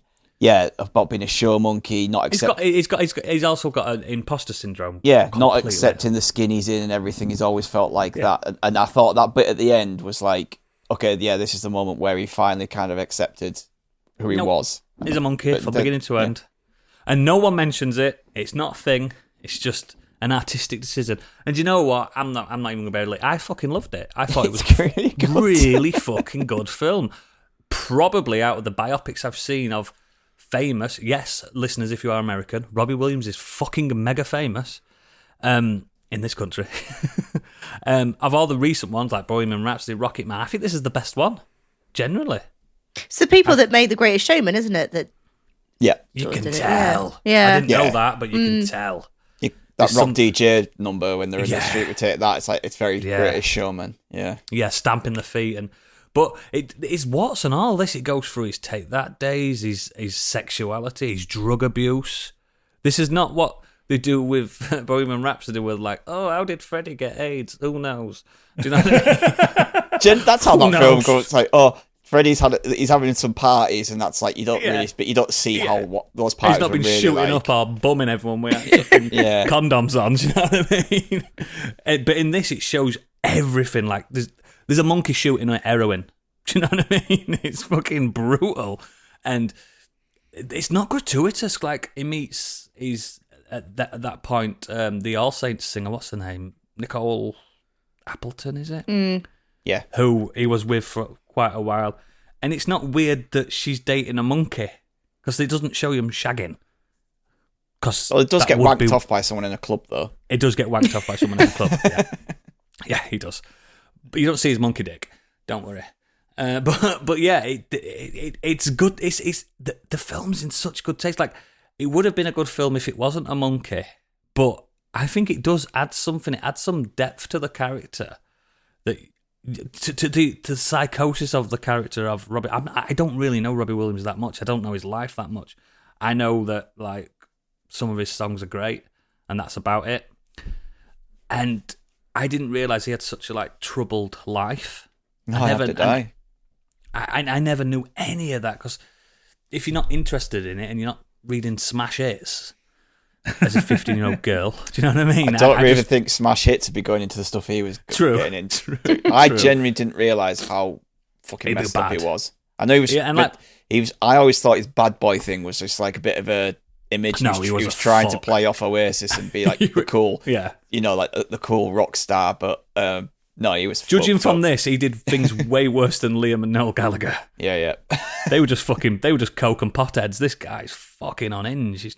There is trigger warnings, there's suicide scenes and stuff. There's a lot of you know what I mean, heavy stuff. But I genuinely think it's a fantastic biopic, and it bombed. We know this financially bombed because it looks so good. It looks so expensive, and it is weird that it's Robbie Williams in my head. But I know, like, he did the Nebworth 3-day was like the biggest in history, wasn't it? So he's mega famous. It's just so weird, but yeah, absolutely fucking loved it, and I love both of those films I watched this past 2 weeks. I've not been playing many games or out like that because I've been moving house and stuff, but yeah, fucking watch Better Man, even if you don't like Robbie Williams at all. Don't worry, it doesn't get all the way up to like Rude Box era. You know, when he did that rap song. Oh god, that was dreadful. It doesn't go that far. It stops when he did the Swing When You're Winning album. It stops basically, there. Yeah, it just covers the bit where he was actually really famous, and then obviously he's just tailed off a bit now. And he's like, we know from Robbie Williams, but you never know when the new Robbie Williams music comes out. You never hear it. No. Also, he got sober and stopped being interesting. Yeah, I think that he definitely did have like cursed artist. You can tell from this, and he doesn't. What I did like about it is it doesn't big up individual songs. It's not like we're all waiting for Angels to play. It does it at perfect moments, right? In his life. The use of Angels is really so fucking clever. It's not like so they don't do that. He doesn't sit there going, and one day I sat in my bedroom and I wrote this song. Do you know what I mean? There's not that moment like that. Because I thought, because Angels was meant for someone else, wasn't it? Yeah. I think is it Psycho, like Simon Cowell's yeah label that wrote it, and I was just expecting him to be like, and then I met him and he passed me across this great song, like you said, and then Angels, like no, but it didn't. They actually used the songs in like perfectly for the film and for the scenes of the film, other than like like obviously Nebworth, it's like.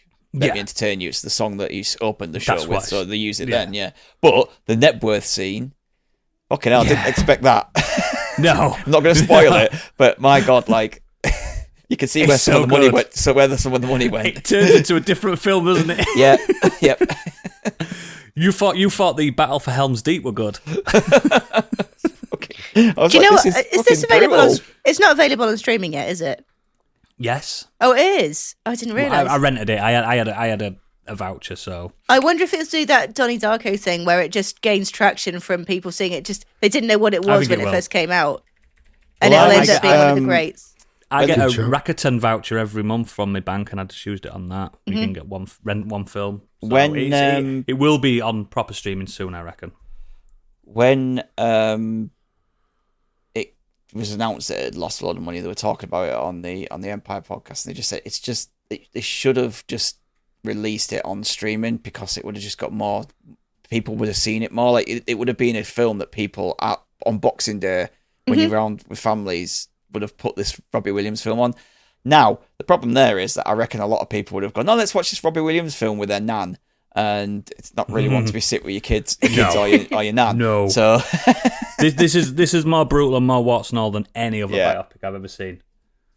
It does not shy away from it, and the best thing is like Robbie Williams himself narrates the whole thing all the way through it, but someone else plays him and someone else sings the songs. I found out it's not him actually singing it. It's someone else, which makes sense because his voice is way different now. And it's I really fucking rate it. It's a shame it didn't. But like Candice said, it will probably pop on streaming. But yeah, Stig, what have you been up to? I have finished Cobra Kai.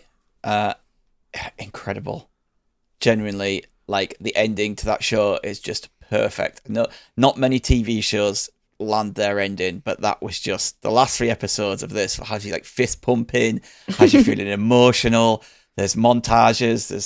There's just everybody gets the ending you want them to get. It's fucking incredible. So that was the Absolutely loved final, wasn't it? Last Yeah, season? yeah. They're all killed in a big fire? Is that what I've been asking for? No. But yeah, I just fucking loved it. Absolutely loved it. Still playing Silent Hill 2. I love to hate it. No, you Something can't about hate that it. show. Watch the end of that show. You can't hate it. It's just pure joy. Yeah, so I've been carried on Silent Hill 2. It's still scaring me. It's getting darker and darker now. Like literally, there's come out the hospital and you're wandering in through the streets. There's no lights on anymore, and you're wandering through tunnels. I'm like, it's just fucking. And my radio's going, and I'm freaking out. Yeah, the original did that. Yeah, the mannequins can fuck right off. They piss me off. Just jump out at you and start battering you. But James is just the stupidest protagonist. It's just like I think he's supposed to be. yeah, he's just a normal guy, isn't he? I don't want it spoiled because I know the story's already out there. I don't know anything about the story, but I am wondering. There's got to be something going on more than meets the eye, because how does everyone else run around this place in the dark and not get attacked, but he's just getting absolutely battered by all these monsters? No spoilers, no, don't give anything away, but I'm kind of leaning towards something else is kind of going on here, so I'm sure I'll find out. Is this your first Silent Hill game? Yeah. Right. It's really good. They've done a really good job with it. Oh, you had much to Gadget's chagrin. I haven't played it yet. They didn't do a remaster. Fuming that of the first Bloober one, Team did they? a good game, though. Well, I will be playing it for a YouTube video, so I'll get to it at some point. Oh, it's so good. It's better than the original. Yeah, I like the original. The opening's really creepy, though. It just shines completely. It's just way better. Yeah. Yeah. Watched a film that's on Apple TV called The Gorge, directed by Scott Derrickson. It stars Miles Teller and Anya Taylor-Joy and Sigourney Weaver. It's about two highly trained operatives who grow close from a distance after being sent to guard opposite sides of a mysterious gorge. With an evil below emerges, they must work together to survive what lies within. So yeah, it's basically the setup is there's this huge gorge, there's a kind of cloud dust thing going on in the gorge, and from that are monsters. And these are two specialist snipers who are taught basically putting watchtowers to keep an eye on this to stop what's in the gorge coming out. It's daft. The first half, I enjoyed the first half more than the second half, I think. I agree. Yeah, but they're told they're not meant to have contact with each other, but obviously because they're there for a year, isolated, they get a bit bored. So they just start messaging each other, like using placards and stuff to talk to each other. And yeah, you just have the two horniest snipers in the world, like on one side of the gorge to the other. Spoiler alert, they find a way to get across. But that's within the first 40, 50 minutes of the film. It is too long. For a shag. Yep. Yeah. It is too long. I think it did. And yeah, I enjoyed it. I know it's not really a great film, but I actually enjoyed it. I thought it was. It doesn't have to be great to enjoy. Yeah, if you sit and think about it, like the setup makes no sense. It's like, oh, we've got this evil, so what should we do? Let's put only two people on there. Just two. Yeah, and while they're doing that, they also have to sleep. They have to tend to their gardens, so they have food. Why don't they just have a massive fence around the whole garden? Yeah, why don't they have like it goes into explanations of why. No, but it's like, why don't they have food drop-offs, and why don't they have this, and why don't they have that? It's if you went into all that, you'd be like you'd just be thinking about it too much. Yeah, I get the way I put it down was just like the few. There wasn't supposed to be like anyone knowing about it, so the fewer people that knew, the better. And then that's fine. That'll do. They've got like specialist radars that means that places like satellites like Google Earth can't pick it up, and NASA can't see it from or anything like that. So there's a lot of secrecy and stuff going on with it. Yeah, it was fun. It's on Apple TV. A couple of hours of your time, like just a kind of one of those, just put on to kill some time kind of films. It's a bit sort of Eldritch Monster-esque, isn't it, in places? Yeah. It reminded me of a book I read called The Haunted Forest, which when they go into the forest, it's just all these weird, crazy creatures, like just come out of nowhere, and like huge centipedes and things like that. Sounds like Nottingham to me. It was fun. I could have lived without the skull spiders, to be honest. Yeah. I'm just not watching it. Yeah, that's me out, Yeah. officially out. If you're scared of spiders, you'll be even more scared now. Not a fucking chance. So yeah, that's me. Other than that, I watched the new Captain America: Brave New World.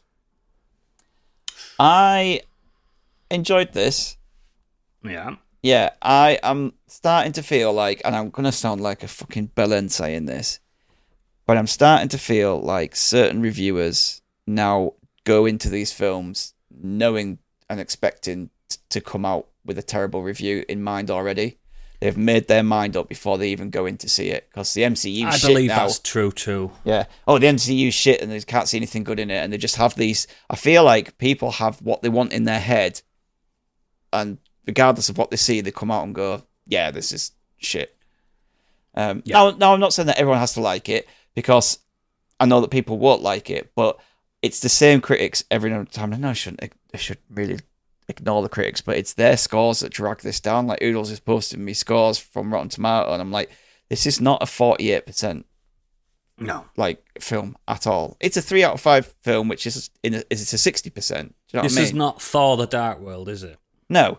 But yeah, it's just why keep. I always thought it would look like that though, like a 3 out of 5 film, Yeah. even from the original trailers. I wasn't expecting, I don't know, Infinity War. You weren't going to get I Winter just thought it'd Soldier.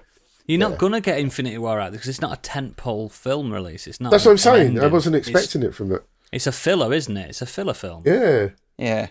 It's But starting Sam Wilson's new it's- trajectory. It's just boring me seeing the same people.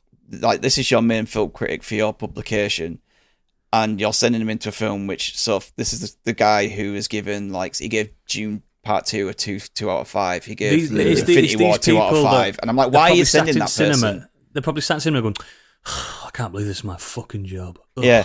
Like, like Mark Kermode, he comes on and he says, these aren't films for me, and I didn't like it. I'm like, well, what's the fucking point in this? I'm not saying that I want to listen to every review going, no, it's fucking amazing. I just want variety. That's why I like Empire, because they have a team. There's someone that's like, and there's always someone who'll say, these are the good things, and there's always someone who'll go, these are what I don't like, and there's a middle ground. But anyway, do you know why I like I digress. Because Helen O'Hara doesn't like Joker like me. Yeah, hates it. There's me and her. Me and her are the real ones. But that's the thing. She hated Joker. The reviewer loved it. And they had a middle ground and we were able to have a conversation about it. Yep. Anyway, I digress. Let's talk about the film, not shitty critics. Listen to me. I'm Harrison Ford. I'm the only voice you need to know and listen to when it comes to these things. Right. So, we all know that it's not been a good track record since Endgame. Like, there's been a lot of missteps with the MCU. I don't think this is one of them. It's certainly weaker than Chris Evans' films, but The Winter Soldier and Civil War are fantastic, and I like the first Avenger. It's something different. It's very different to all the other films because of when it's set. It's a timepiece, isn't it? And as much I do like Anthony Mackie, but he's not a leading man like Chris Evans. Do you think Sam Wilson as a character is just not as engaging? We didn't like Falcon and Winter Soldier, did I didn't like Falcon and Winter Soldier, but that wasn't anything to do with him. No, it was just the story. bad show. So I like him. He has a good rapport with Danny Ramirez, who was also in Falcon and Winter Soldier. He is now like the new Falcon, so he's like the new kind of... That makes sense. Yeah. They bounce off each other really well. They've got good chemistry. They've got good rapport with each other. But Harrison Ford, he was great. He's not phoned this in at all. He's thrown He plays himself. Ross, doesn't he? Yeah, so he's playing Thunderbolt Ross. The whole setup of this film is that Harrison Ford is now the president. He's trying to go down a new path from where we last saw him in, when he's come to blows with the Avengers, or when he was trying to, destroy the Hulk. He was an angry man. He's trying to kind of change that. And by doing that, he's trying to bring the countries together. So it's France. It's also funny you say he's an angry man. Yeah. France, Japan, America, and India have all tried to make claim on the Celestial Island. And he wants to... Because call it Celestial Island. yeah, I don't know how they know it's for Celestial, but they call it Celestial Island. They have found adamantium on there. A new Strongest metal. Yeah, a new element which is better That'd be useful. than vibranium. So rather than fighting over it, he's trying to bring them together to share it. Share the load. For America, that's quite progressive. Yeah. Yeah, It's too fantasy for me. I just can't take this level of unrealism. I can't imagine it. But yeah, so I just kind of enjoyed it for what it was. It's a bit of a it's a Incredible Hulk sequel. I know Falcon. What, the Ed Norton Incredible Hulk? Yep, yeah. So a lot of this. Fucking hell. It's just one of the longest sequels in this fucking... Yeah, it's not like a direct sequel because you don't have the Hulk in there. Spoiler alert, the Hulk is not in... Mark Ruffalo's Hulk is not in this film. But the story setup is taken from that. What Ross is trying to do. There is other characters in this film that are from that Incredible Hulk film. And so it's that, and it's obviously a continuation of Falcon and the Winter Soldier and where that left off. You've got Isaiah Bradley's in this as well. He's really good. I thought there's bits in it I really liked, like the fight at the end. It's not a spoiler. The Red Hulk is in this, who is President It's on Ross. the poster. I really, really wish they hadn't done that. I know why marketing people thought, how do we get people into this? Oh, look, there's a bet Hulk all the in way this. through it, you were just waiting for Red Hulk That's to the turn up, problem. weren't you? That's the problem. You know it's coming. So any tension of watch, there's bits in this film where he starts. He's going to get angry. Yeah, he starts to get angry and he calms himself down and he feels himself changing. You're sat there going, you're not sat there going, what the fuck's this? What's going on to him? You sat there going, when's the Hulk coming? When's the Hulk coming? When's the Hulk coming? I really, really wish they hadn't done that. However, I know that I've never seen this film, but I know he appears at the outside the White House because I've seen that little clip exactly in the trailer, which is fucking pisses me off. Yeah, the visual effects on him are fucking outstanding. Some of the green screening in certain areas isn't, so some of the visual effects are amazing, some aren't. But it was really nice to see a Hulk, like a terrifying Hulk, and we haven't had that. We haven't had that since Age of Ultron. Since that, since then, Hulk's been pretty. In Ragnarok, he was strong, but he was kind of dumb Hulk. Yeah. Then in Infinity War, we obviously didn't get any Hulk, other than getting smashed by Thanos at the beginning, and then he's Smart Hulk. So I really enjoy just having there's a moments in the fight at the end where he is truly terrifying, and they do things like just the way the speed and his movement and how strong he is. Like, it's really, really, really well done. Red Hulk was always in the books always outsmarting the Green Hulk anyway, and more vicious as a character. And I don't know if you remember, Biggie, but Red Hulk used to talk a lot. An awful lot. I'm not that au fait with the Hulk saga. Like the Hulk famously doesn't talk much, but now in the MCU he does. So I read when Hulk goes off to a planet Hulk. And he comes back and all that sort of stuff. Really fucked off. I remember reading that. Yeah, but yeah, that's about as much as I know, to be honest. I kind of like Smart Hulk in a way. I do. It's because it's Ruffalo. But That's why I like it. But I need him at some point. I need the monster to take him over him at some point. But remember what he says in Endgame? Oh, it's egregious. Yeah. Smash. It's just, Smash. yeah, and that's a fun joke. But at some point, I need that Hulk to come back as a fucking destroyer. Yeah, you get that with this, at least. But yeah, for me, it's a 3 out of 5. Good, fun action thriller. There's some really good set pieces in there. But my problem is that they advertise the Red Hulk, so the tension's lost. And the second problem I have is it feels like it's a full-length, feature-length film for nothing other than setting up adamantium. Do you know what I mean? However, there's no multiverse bullshit in it. Apart from in the end credit scene, it's mentioned to Sam briefly about other worlds. But that's just setting up Secret Wars. I would gladly watch this over Love and Thunder, Wakanda Forever, or Quantumania again. And yet those all scored better than this film. That's wild, isn't it? Yeah. Like, I think you're right. There is a bias. Then there's a bias, and it's going to take something that transcends to actually for people to go, the MCU is back. Do you think it would have been after Infinity War and Endgame? Do you think it would have been worth Marvel maybe said, right, let's put it to sleep for 10 years. Let's get people to get excited for it. Not again. 10, after, but at least after 4 or Endgame, 5. we got that Spider-Man film. That was good.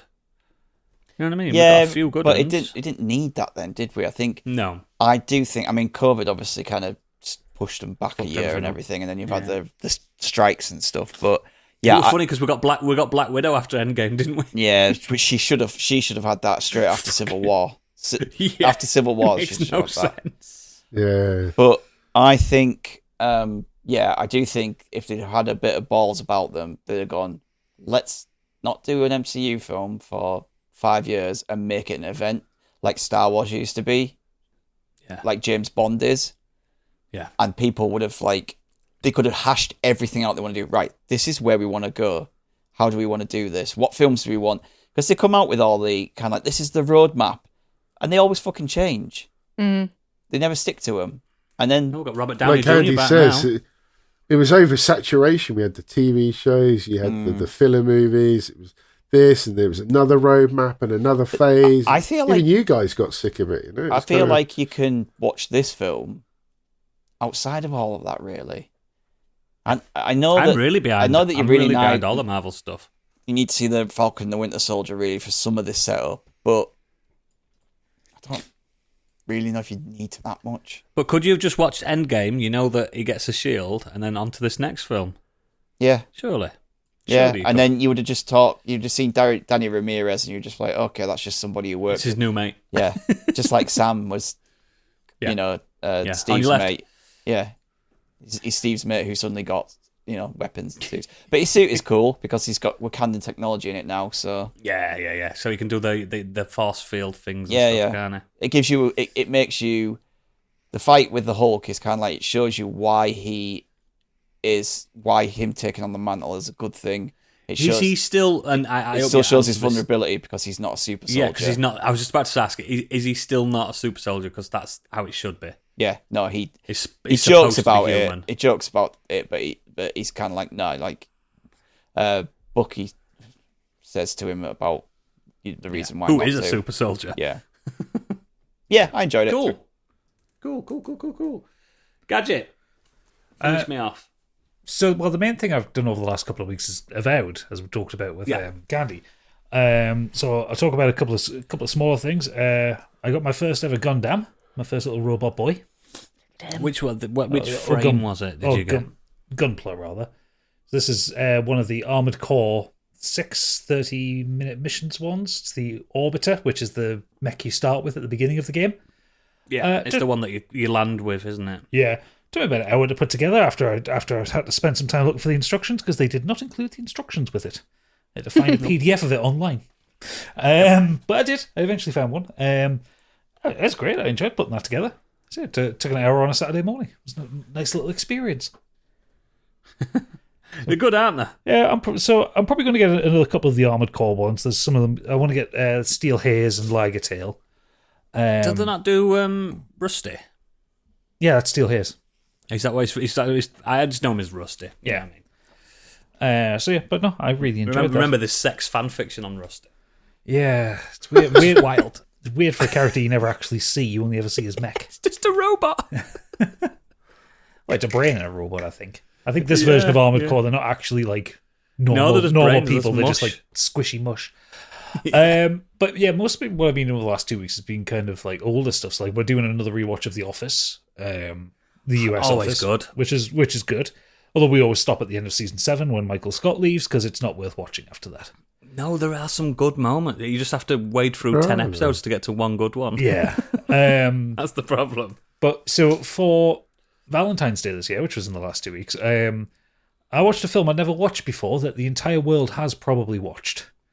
Because Pip got very annoyed when she found out I'd never seen this film and insisted that I watch it. So it was like, okay, well, we're a bit skint this year because we're saving for a house. So okay, for Valentine's Day, we'll make some nice dinner and I will watch, for the first time ever, Titanic.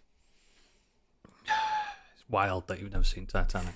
Well, so I just never had any interest in because I never really cared about the actual history of the Titanic, and like because it came out in 1997 when I was 11 years old, and it was the whole thing. Oh, it's just a soppy romantic film kind of I shit. went to see it at the cinema. I did 4 Tits times. in it, mate. There's tits in it. Well, yeah. Either 4 way, times. either way, I was a had- 12-year-old girl. Of course I did. Leo DiCaprio.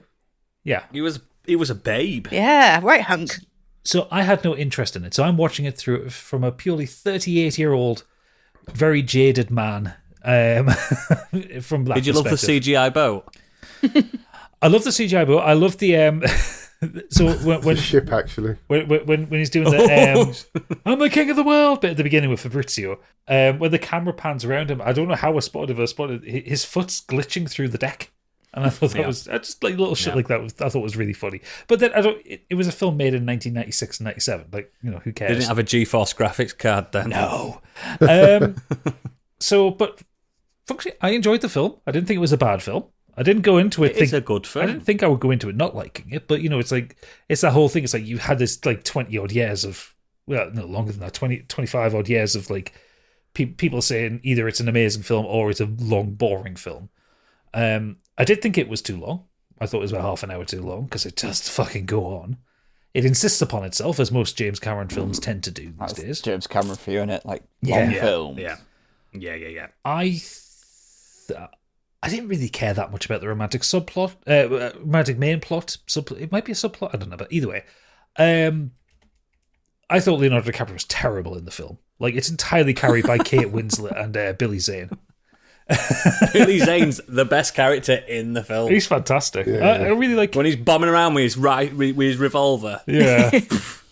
with that one lock of hair just out of place. After being love him in his, so dapper all the way through. yeah, he's got a fucking cummerbund on and Yeah. everything, and he's running around fucking. Yeah. I love him. Oh no, he's great. I haven't seen him play a bastard that good in a long time. He survived as well. Spoiler alert. I know. No, I thought. Like I say, I didn't really care about the romantic plot. And I thought Jack was a bit of a nothing character, and I just didn't like Leonardo DiCaprio's acting. However, I thought the production design of it was absolutely phenomenal. Like the way the Titanic looked on the inside, So the costuming, the music, the sound effects, all that kind of thing. Like the production was incredible. And when it gets to the point of the boat, like literally from the point it hits the iceberg onwards, I was hooked to it. Like it's so good, that second half, isn't it? it's absolutely fucking brilliant. And I tell you for why. It's something that James Cameron has not done with the Avatar films. The tension is so good in it especially when Jack's handcuffed to that pipe and she has to find him, and she's like in these maze of corridors, she can't work out where she is and all that. I thought that was all brilliant. Everything basically right up to the end. I do have several problems, though, that are critical to the film, and basically the film should not have happened. Mm-hmm. So obviously the whole setup is it's treasure hunters pulling shit out of the Titanic to try and find the heart of the ocean. And you see them open the safe, and everything in the safe is destroyed, and kind of like he picks up the money and it's just mush.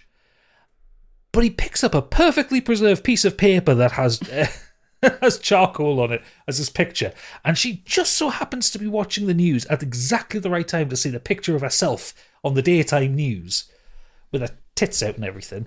I recognise those tits. Emma, is that you? Oh, it's been 162 years. I liked the old woman who was playing Older Rose. I thought she was fucking great, but just the She actual was so sassy. that was the most erotic moment of my entire life, and everyone just like looking blankly at her.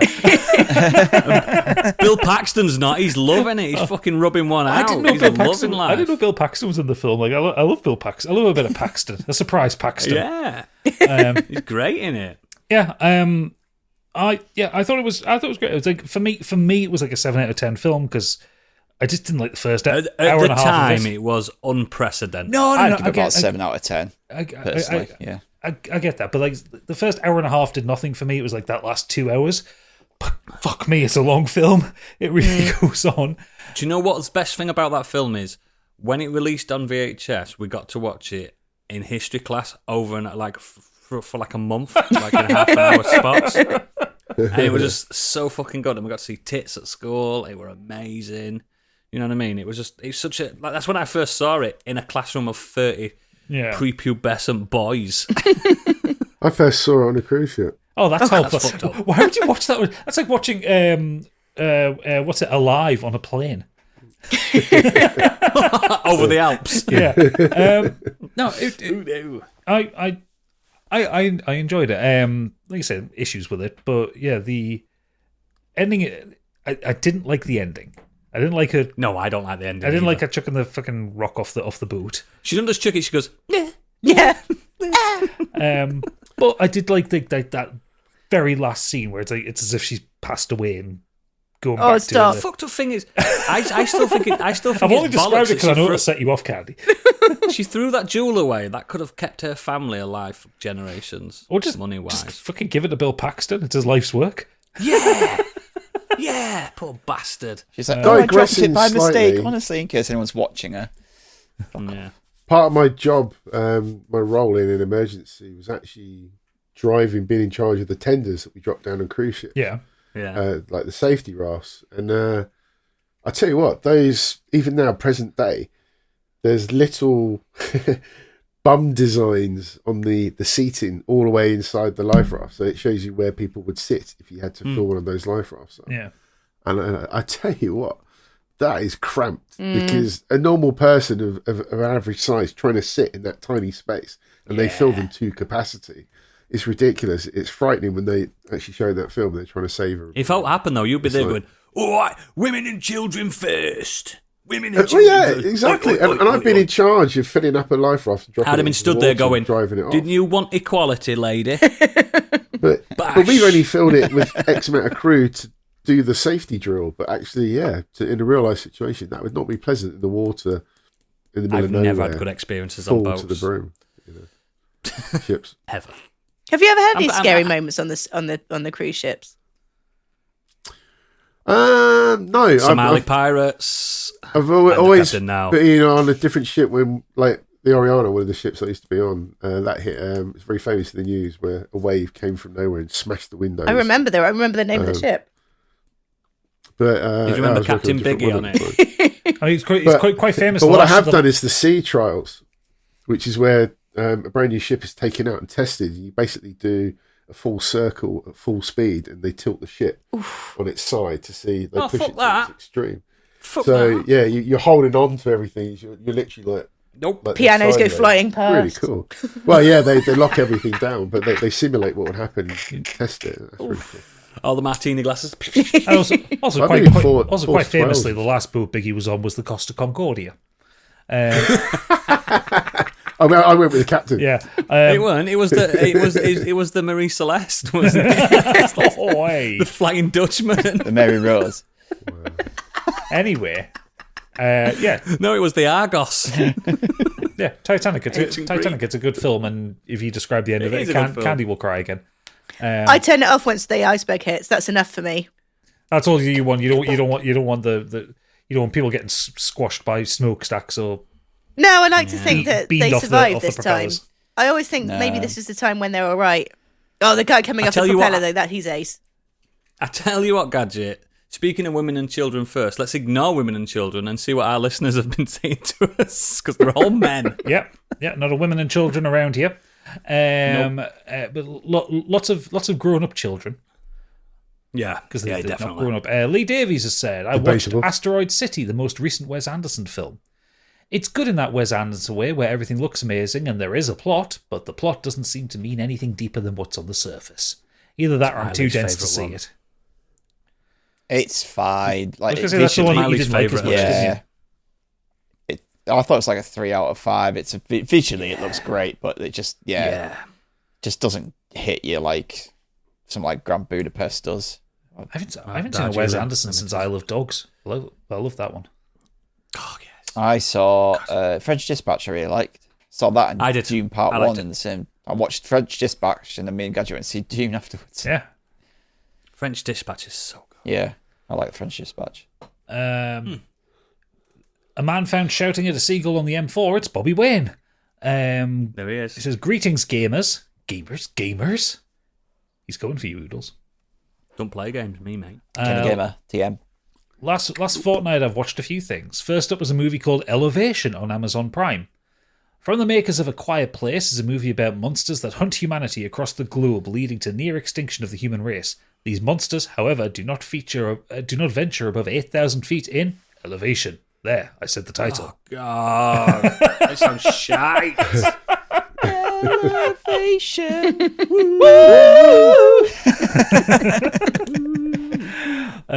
It doesn't quite have the suspense or memorable moments that A Quiet Place had, nor do the monsters seem as threatening.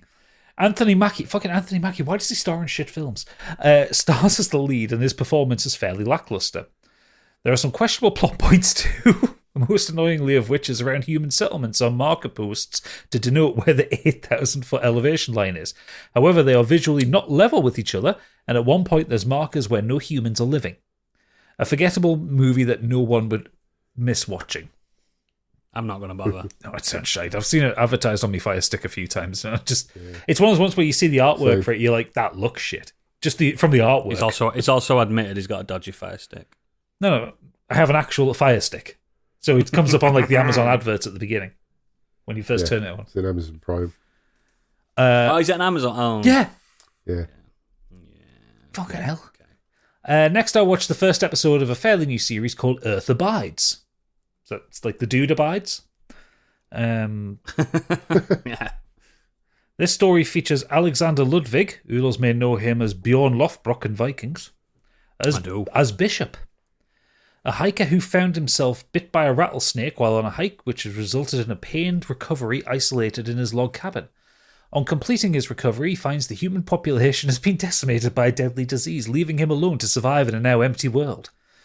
It's a promising series, but after that first episode, I was told I had to subscribe to MGM Plus. It wasn't that good. Yeah, that's how they get you. I do like him as well. He's so good as Bjorn. He makes you not miss Ragnar that much. He's really good. He's really good. Finally, I watched a movie called The Gorge on Apple TV.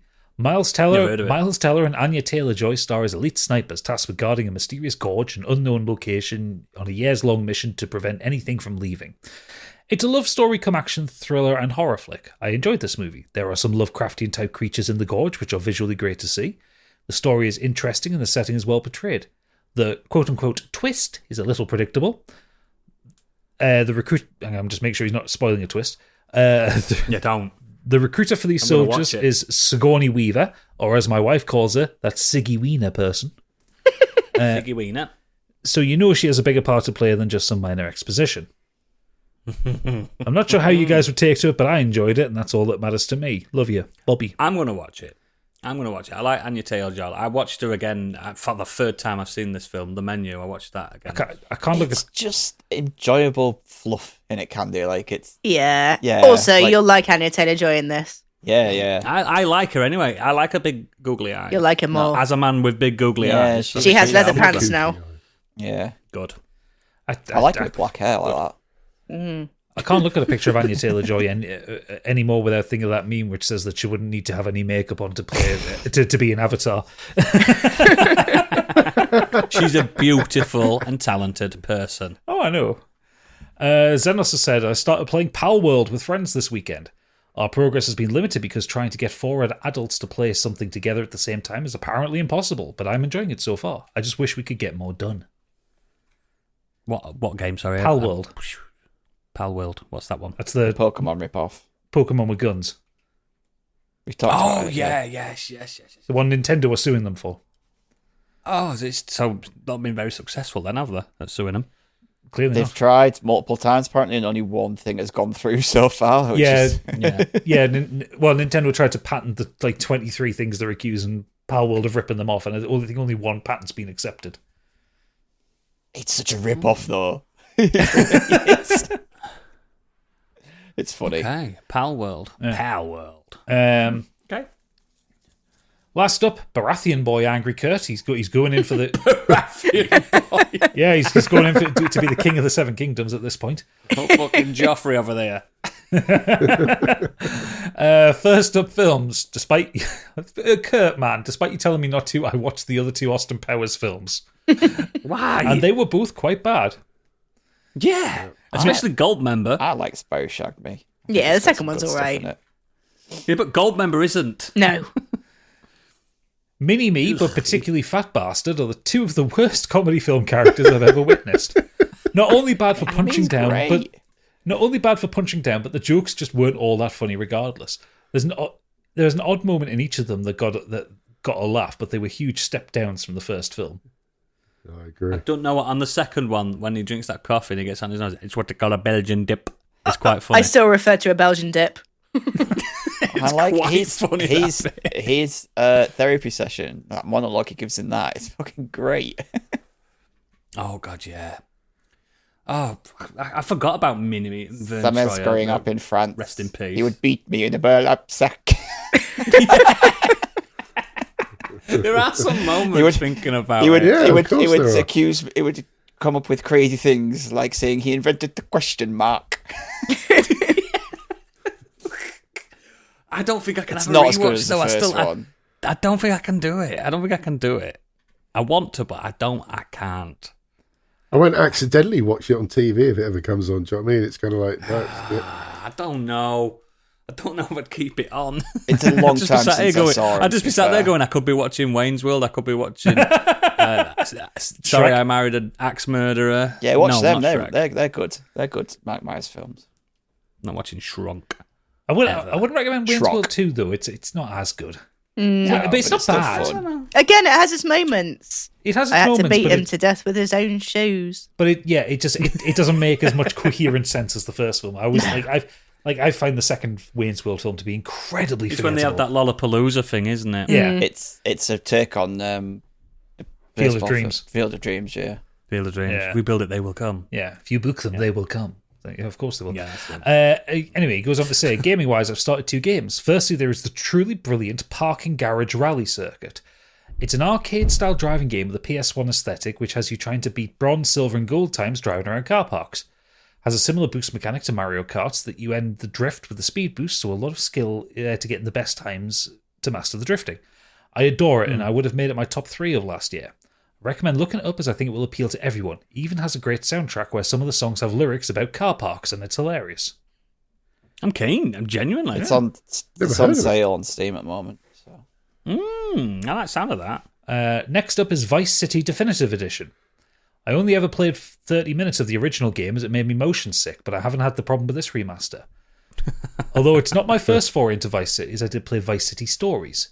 It's good so far, but it has its frustrating parts. The vibes are immaculate. Yes. I enjoy Yes, they are. exploring Vice City, and the music is excellent. Yes, it is. The graphics post the big patch of this there are also nice looking now, and it runs buttery smooth with no pop-in. However, some of the It is Ray Liotta, isn't it? Yes. That plays Tommy for Yeah, yeah.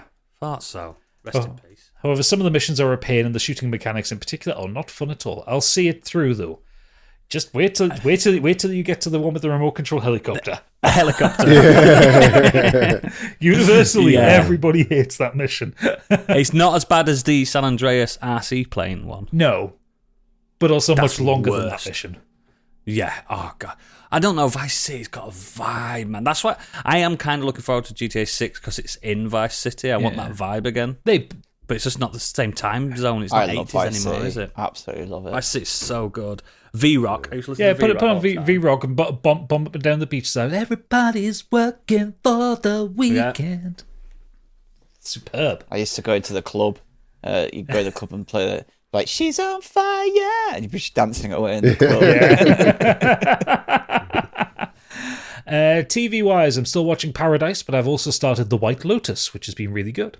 Oh, I love 1 and 2. That was great. It has some great characters, good and bad, and the writing is up there with Succession. I also finished season 5 of The Shield, which was excellent, and it ended on a really good Good moment. man. Great scene. It's been so long since I've seen The Shield, I cannot remember what season is what.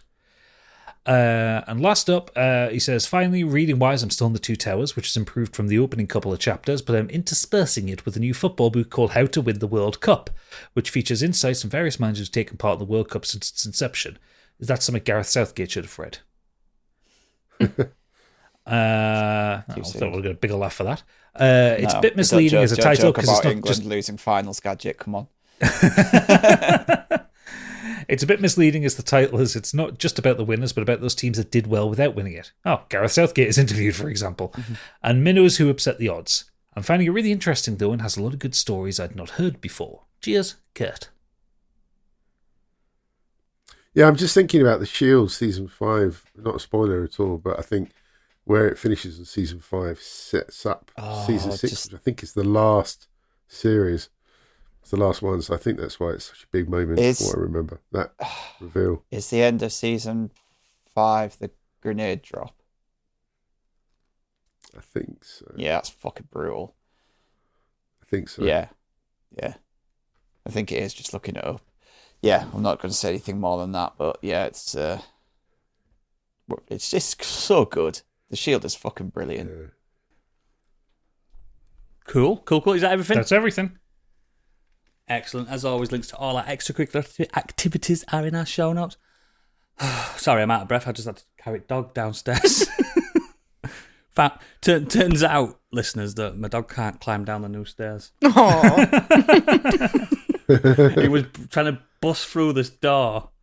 That's where I ran off. Sorry. But yeah, you can find us on Blue Sky and all that nonsense. It's time for Candyland. I'm out of breath. That's the quickest socials ever. You know where to find us.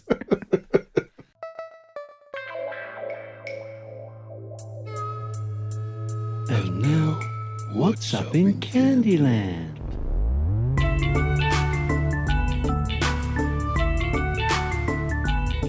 Anyway, I have a bit of a callback to earlier. So, we were talking about building blocks, not Lego building blocks from Temu. Yeah. During the course of the show, I spent £80 on Temu buying building blocks. Would you like to know what I bought? Linda's a tenner, mate. I've got a Sakura Cherry Blossom Treehouse. I've got a not Akira, but Akira Kaneda's bike. I've got a sports car that says car Rasen on the front, not racing, Rasen. And I got a little Sanrio. So I expect them to be dodgy when they turn up. But anyway, I digress. My actual Candyland is... I was thinking about this the other day. Imagine if humans had wings, right? So you imagine... It's probably... I'm imagining like a bat wing. So you've got the stretched skin. You've got your long So you've fingers. stuck with mammals at least. Yeah. At least. So you've got your fingers kind of like that, but longer. I bet they'd Your thumb. fucking It's your thumb. stink. Yeah, the thumb would be out the top, wouldn't it? Like bats do, Yeah. and then you got the fingers going like that. But I bet they'd fucking honk. Because do you think that the wings would have like pubes? They do. Some bats do. They have like hairy underwings. Yeah. And Surely we obviously- just- obviously Wash them. Go on. We just wash. Like, a human smells if they don't wash. So Well, yeah, but I mean, if you're flying around all day, there's no washing you can do that's going to get rid of that honk, is there? you do know that bats shit on themselves while they're asleep, don't you? But we're not shitting on them. I We're shit not on hanging myself all upside the down. time. So yeah, smelly wings, and you'd probably get Bombshell there. probably get a bit of chub rub as well on the pit area, and skin tags and everything. I'm really glad that we don't. Did you ever see that?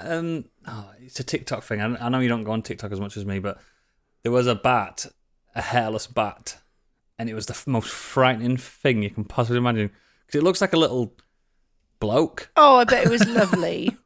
No, it was horrible.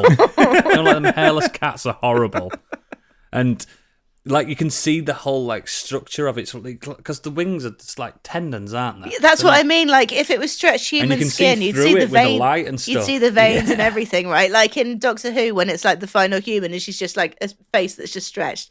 That'd be. Have you seen Bram Stoker's Dracula when he turns into that bat and he hangs from the ceiling? Yeah. Yeah. It's so fucked. So if we all had these wings, then we'd be what, like just flying and flapping around instead of walking? I mean, like where The are you problem going? I guess you would the be.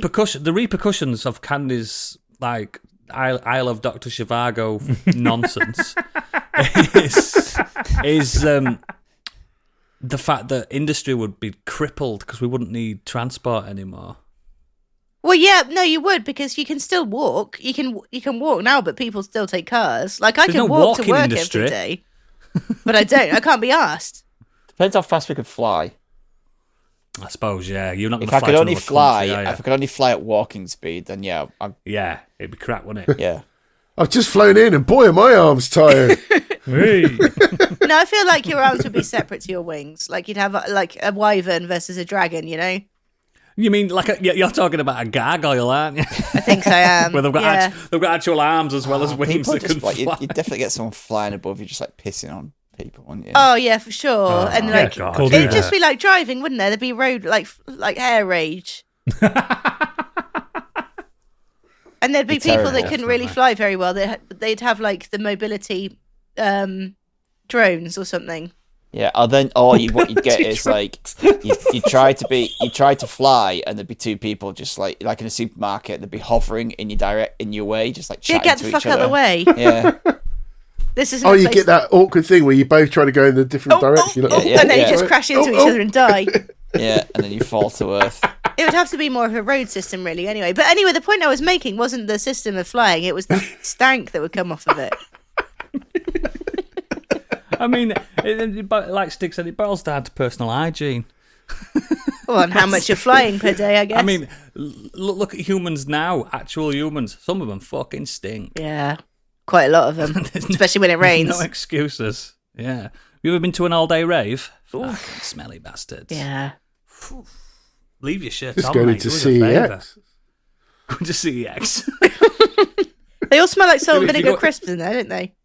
No, they smell like White Monster. Yeah, and salt and And vinegar Lynx crisps. Africa. I smell like Lynx Africa, if you don't mind. And I know, I've piss. smelled it. I know we have to have an intervention on this one. There are so many better smells. I like it. It reminds me of. Oh God, I was going to say something awful. Africa. It reminds me of the old country. No, it reminds me of getting fingered down the park when I was 13.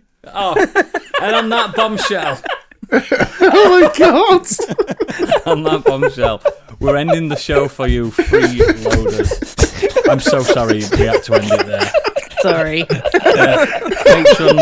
Patrons, you can enjoy the aftermath in the green room. I get ripped apart for the stuff I come out with and the drivel she drops in. It's okay. I'm just a girl. Thanks for listening.